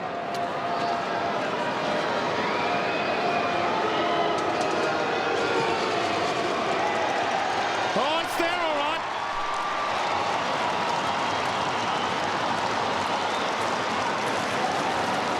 Look, and they're back in touch. And one of the things that probably isn't helping Port Adelaide is we see the ball, Cracker getting the ball out in the middle, and this kick over to Lade, a very, very smart kick. But one of the things that's not going to help is on the scoreboard clock it says 31 minutes, but there's still 3.5 minutes or 3 minutes 17 to go in the countdown, which the players aren't going to realise, and they're not going to know that this quarter's probably going to go for 35 minutes. Well, the runner's probably out there telling them how much time left. They can't run the clock down. They need to kick another goal, North Melbourne. It's the beautiful part of this game. You've never seen it all. 12 points the margin, 3:17 on the clock. Some stern faces at Etihad Stadium. Lade in the ruck, knocks it down. Matt Thomas. No free for being thrown out of it. Cassisi with the clearance. Pettigrew thumps it long. Roden, Motlop, Ebert all down there. Wells, cool in the crisis. Hits Simpson. He can hold it up. Now, this is where they've got to be careful that they know how much time's on the clock. And was that 15? Just. Because 3 minutes is a long time to wind down off the clock. And Port have reacted pretty quick. They've gone man on man. The long bomb. Carlisle. Cassisi. Chad Corns. Down to 2.5 minutes. Thumps it into the middle. Cracker needs to go. Makes the contest. He marks it. Plays on quickly. Chaplin. He plays on quickly. Motlop, of all people. Motlop. Oh, boy. It's a 1-goal game with 2:16 left. Well, there's plenty of time. There is plenty of time for Port Adelaide to kick another goal. The players aren't going to realise there is still 2 minutes 15 to go. And that's a great thing you said, Diana, about AFL footy. Terrific play by Cracker to win the contested ball. And what a goal. Great play there. That's a great mark. He played on. That's a great mark.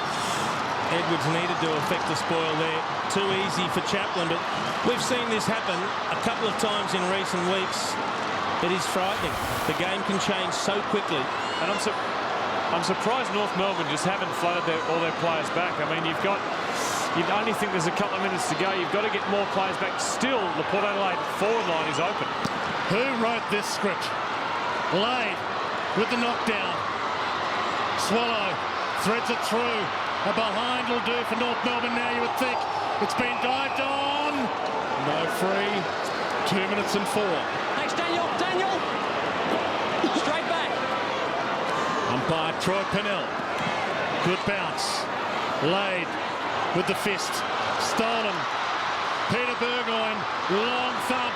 Tredray with the fly. Motlop back of the pack. He's got a toe on it. Port Adelaide need a goal to hit the lead. Interesting point, though, Dwayne. A point's as critical as a goal, isn't it?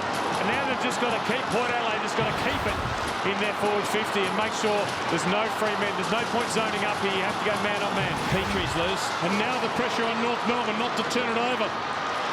Petrie. Inside 2 minutes. Petrie called to play on. Pops it up long to a 50-50. Pettigrew. It was touched. It was almost out on the full. It was touched. Yeah, he had to kick long to a contest. They should have been working away to loosen up a player. Someone blocked for another lead into space and maintain possession. Clearance important. Swallow gets it to Ross. Loops it over the top. Lower. He's over it. Was it too high? Is he over it? Umpire, big decision. Called up. If they didn't fumble, they were away, North Melbourne. They were away. Daniel! They need to clear the contest, Port Adelaide, if they want to get this one out. They need a second or third man up to try and get the ball outside this pack. Lade with the knock on. Warren slips it out to Wells. Hands it off. Z-ball. It's a throw. Play on advantage. Davenport. A goal will put Port Adelaide in front. Modlop's down there. Got a hand to it. Treadray. Edwards got back. Kept it alive. Out of play. Ball in with the clock stopped at 57. Holy cow. And Port Adelaide are the clearance specialists. It's a 5-point margin. Everyone on their feet. Ball slapped down. No free. Seconds roll. Ball up. And we're down to 49. North Melbourne season on the line. Mark Williams. Port Adelaide came in third on the ladder. Must stay goal side of your opponent here if you're a North Melbourne defender. Laid down. Harris. Seconds continue to run. That'll do North Melbourne. Ball up. Two keys here. Don't give away a free kick and don't get caught diving on the ball. But at the same time, you've got to lock the ball in. Chad Corns is going to go second man up here. Grace called him to try and get the knockout, get the tap down. Petrie, second up. Poke. Caught. Did he get a handball away? Thomas. He does. Pettigrew attacked it hard. Keeps it going. But the seconds roll. Swallow seeks the line. Oh, he gets the line. That was a big decision. he just crawled over the line. But you can see the taps. The intention is to bring the ball straight down to ground and then get everyone around it. Straight down it goes. Cassisi thrown out of it. Lower. Ran into the tackle. Dispossessed. Port Adelaide a chance. 10 on the clock as we get a ball up. Well, it's a great tactic. They're getting everybody around the ball. They're getting their hands on the ball, whether it's Petrie or Goldstein. They've got two ruckmen there. Go up as the third jumper and bring the ball straight down to ground. They're going to do it once more. Last roll of the dice from the ball up. No, never in doubt this game.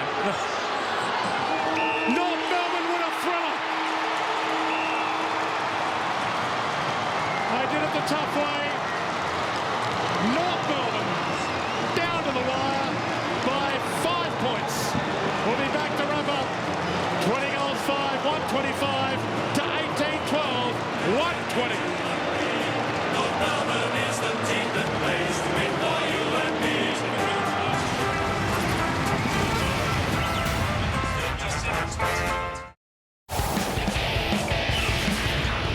An incredible drama has unfolded at Etihad Stadium tonight. A match that looked to be in North Melbourne's keeping all night. Very nearly stolen by Port Adelaide in the last quarter. 25-125. 5 points the margin over Port Adelaide. 18-12-120. They didn't give in at any stage, the power. Campbell and Edwards 3 each for North. Thomas with 2. Treadray 3. Motlop and Ebert 2 each for Port Adelaide. Purdy, this was a match that we kept thinking North Melbourne were doing it pretty comfortably, but Port Adelaide wouldn't give up, and very nearly another thrilling finish with 3 or 4 goals kicked in the last 3 or 4 minutes. Look, it was a great end, and Jason, you called it early. 10 minutes in the third quarter, North Melbourne were home and hose. Unfortunately for Port Adelaide, you were right, but it was just a terrific game. Daniel Wells, I thought, was exceptional off the half-back line and really came into form. Treadray with a few goals, and look, North Melbourne, congratulations on an upset win. Yeah, it was a match that hopefully will turn their season around after coming into the game with a 2-4 record. It was a tough one. They did everything right. They did it on the scoreboard. They did it out on the ground. They did it everywhere that mattered, and they got the points in the end.